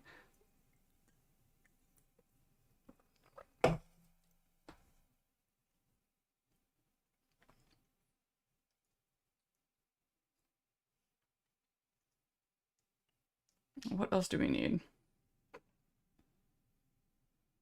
Yeah, I feel like that's the kind of thing that's gonna be in, like, my dinosaur. My dinosaur is kind of like the equivalent of almost like my, that's like, what I said that my posts are on YouTube, like, where I'm kind of standing up on my, like, a pedestal. I am a cool kid with silver hair. That's I'm still a cool kid. I'm gonna be 40 so soon. Would it be too weird to say I love that you are self-soothing with your hair? Oh no, why? Oh, why? It's a horrible habit. It's really unpleasant. It's probably like my most OCD thing. Like I cannot stop doing it. And I put it in little ponytails and then I take them down and like, some people like eat popcorn when they watch movies. I will just put my hair in like these little tiny ponytails and then take it down. And then like I have to think about that when I leave the house. I'm like, should I wear a hat because then I can't mess with my hair? But I really like the way it looks down, but it is so hard to resist doing this over and over and over again. I still am embarrassed, even though like when my friend comes over on Mondays, because he'll watch me like do that 200 times while we're watching a movie, and I know it's not bothering anybody, and it's fine that I do it, but I'm really self-conscious about it. I thought my iron was low, and then I was taking iron supplements, and then my doctor was like, "You don't need these iron supplements." And I was like, "Are you sure?" Because I mean, I think if my labs are good now with the supplements, that means that they won't be good when I stop taking supplements. I don't know, but it's been a while with me not taking them, so I don't know. Maybe that's why I freaked out this week. I don't know. Medication is so hard to track what's going on.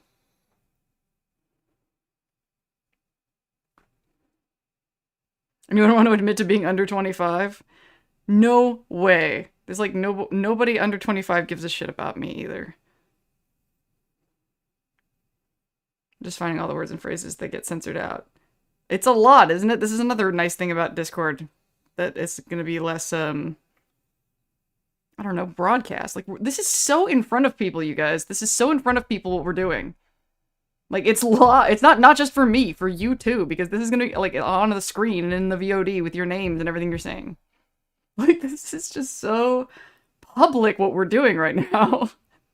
And it's not like normal public, it's like gonna be saved. What the internet has normalized is so bizarre. That's one of the reasons I said earlier, like, it's hopeless for me. I've been doing this for too long. Like, I really think that, like, I have put so much of myself in public on the internet at this point that if I did anything controversial, it would be, like, hard to track or pin down. Like, at this point, like, I'm not worried about anything because there's just so much. It'd be hard to find anything.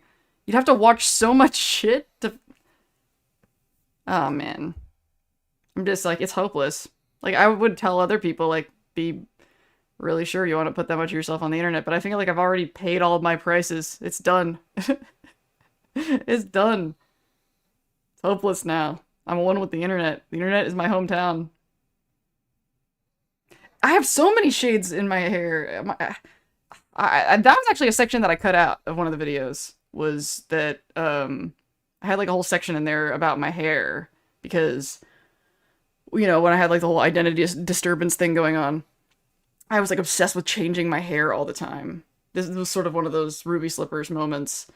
And then like when I quit giving a shit and I just let my hair do what it does, my hair has never looked better. I've never gotten so many compliments about my hair. I got so many compliments on my hair at freaking Wasteland Jamboree. I think I got stopped and people telling me how much they liked my hair like 4 or 5 times. And I've never put less effort in. Never put less effort into my hair in my entire life than I do right now. Like, I don't color it. I mean, I do get a pretty, like, expensive haircut now. Because now that, like, my hair is so legendary, I try to treat it well. But I was getting compliments and stuff on the hair when I was cutting it myself. And sometimes I go a really long time. Like the last time I saw my friend who cuts my hair, I was a little embarrassed because I don't think I'd seen her since Mojave Mayhem, which was like November. So I basically cut my hair right before cons, and that's it. But I'm just astonished in the difference of how much I give a shit, how much effort I put in, how much worry, how much stress. Um, and I've never gotten more. My mother is 35 and has been for 29 years.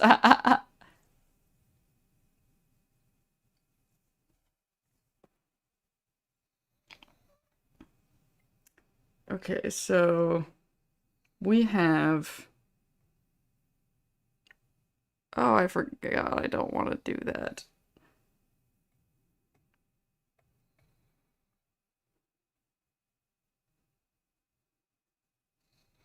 Other medication wheels of side effects. I got to take my blood pressure and cholesterol pills, other medication. I have like really, really good blood pressure. I always have. It's really weird because I'm a giant ball of stress. I really feel like the human race doesn't understand enough about whatever pile of genetics is sitting right before you because it's just not extreme enough.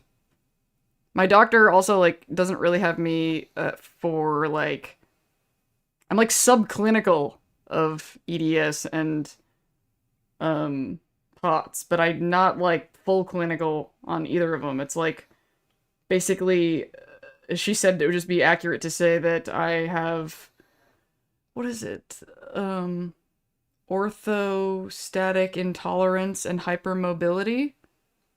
So I have those things, but not enough for like an official diagnosis of anything.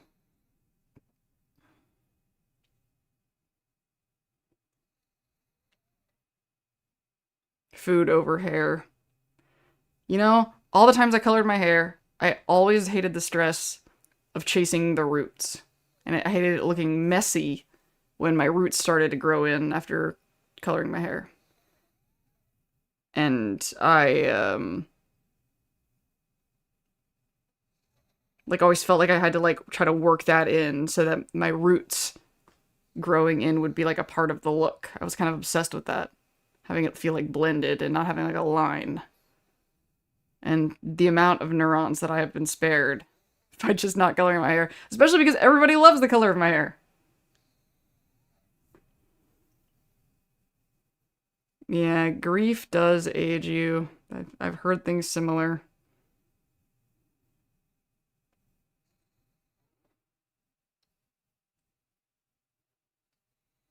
Okay.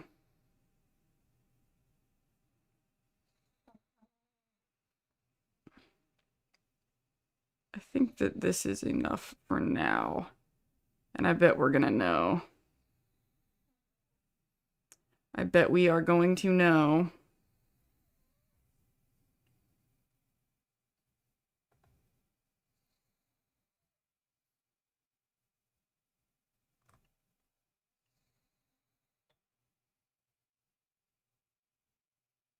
Edit.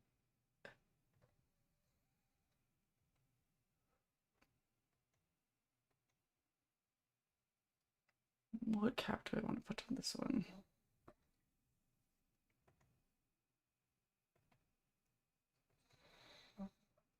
Okay.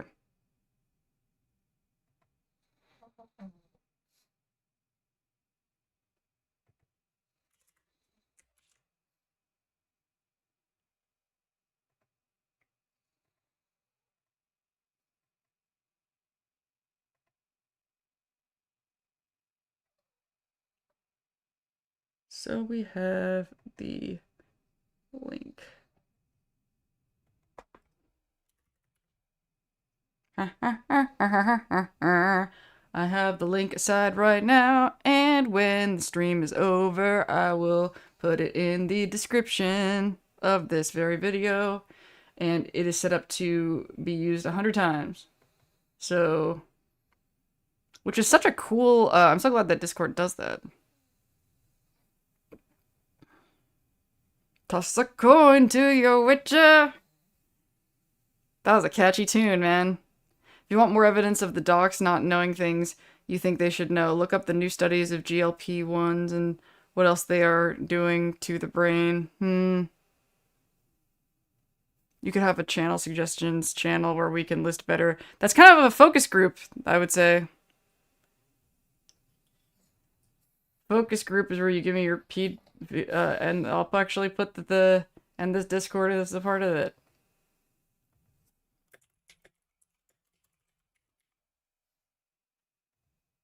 This is where you can be very opinionated.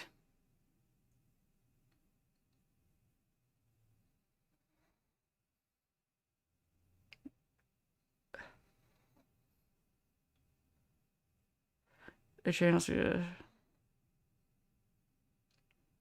Yeah, and you guys are going to be the first people probably in here to, if I ever actually post a singing thing, which I've just been too exhausted to do, which I'm kind of wondering if that's like my nervous system is like, I don't know, collapsing on itself, self-destructing.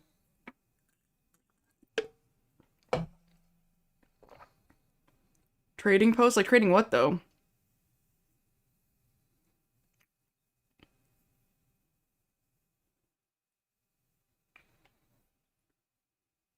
Should I call the saves channel trading saves or saves trading?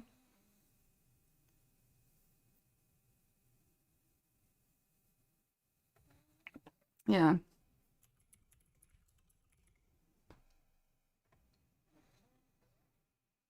Saving places.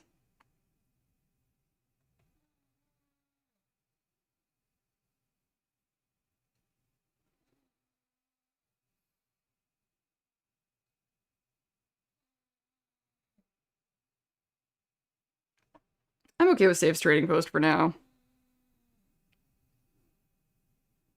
I guess I'm leaning toward like literally making it clear and like and then once everybody like gets a feel for what everything is, then we can start giving them cute names. I'm ever your cheerleader. You are cool and keep being you. Oh, you stop.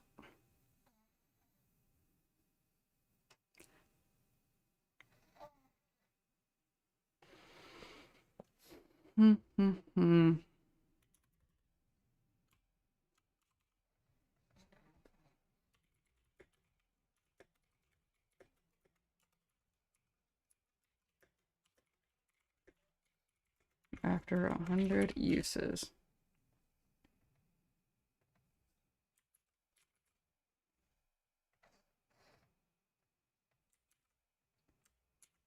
Okay. I'll be ready to copy and paste when it is time. Is it time? What time is it right now? Yeah, I should probably quit. I mean, I've been tired for a while, but we've had fun, right? We had a nice time. We had a nice time with the so very, very soon, guys. Very, very soon. Come back to the VOD page. And I feel like while I'm going to bed, I'll probably have more ideas of what to do with this and you know, actually start having some like between stream conversations about things that we can do on stream and things that we can do in the Discord to assist in content and like what I should do next. I guess I do though, however, already know what the next video is going to be. I could not believe it. I could not believe it. I took I guess I'll, you know, do this little anecdote thing and then we will call it. Let's get rid of the screen we don't need anymore.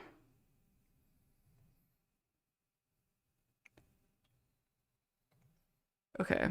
So you know, lately I've been on this kick where I am taking like one line from the Fallout TV show and then overthinking and going on like this whole journey with it that I have been. And I'm really, really curious how long I can keep this going because I came up with another one. I swear I was on my like, this is like a daily thing for me right now because I love taking walks. It's like really, really helps when now that the weather in Portland is super nice. It's like heavenly. And while I was walking, I was sort of like, rehearsing like topics of things that I wanted to talk about during the stream tonight. And I started sort of thinking about these sort of concepts that I've been thinking about since the empathy video. And I started to think about the stuff I was thinking about. It started to remind me of another one of those moments. It's like what I keep doing, these moments that it's just a couple lines, but there's like those lines like capture a situation or a spirit of a vibe that I'm like thinking about a lot. And like it can't just be any line. Like I feel like there's a pattern of what these moments do like cinematically at the point of the show's story, that they have a certain like gravity, these moments. And I came up with another one. And I'm like, I was actually wondering if I was about to come off this pattern and go back to doing Fallout 4 settlements or something, but I was just like, no, like this is a gift that keeps on giving, but I need to figure out how to solve that problem where I don't feel like I'm being that articulate. I might do something like maybe a hybrid where it's partially me on video and partially, because I think my quote-unquote writing is better in the audio episodes. Not all the audio episodes, but a lot of them. There was like a tightness, like when I was doing especially a lot of the TV show stuff, that I feel like is getting lost with the video stuff. So I'm not like done with the video component, but I want to try both. I want to try hybridizing it and see how that works. I think the only video that I've done that way so far is the TV show video. The TV show. They're all TV show videos. The my favorite scene, the first game theory video with Maximus and Lucy on the train tracks. I did like the show recap part audio, and then I think I do like a second part at the end on camera. And I'm funnier, I'm quippier, it's all tighter when I do it audio only. And I think I keep thinking that if I do video or on camera enough, that I'll get that tightness, but that's not happening. I'll see what happens when I do audio again.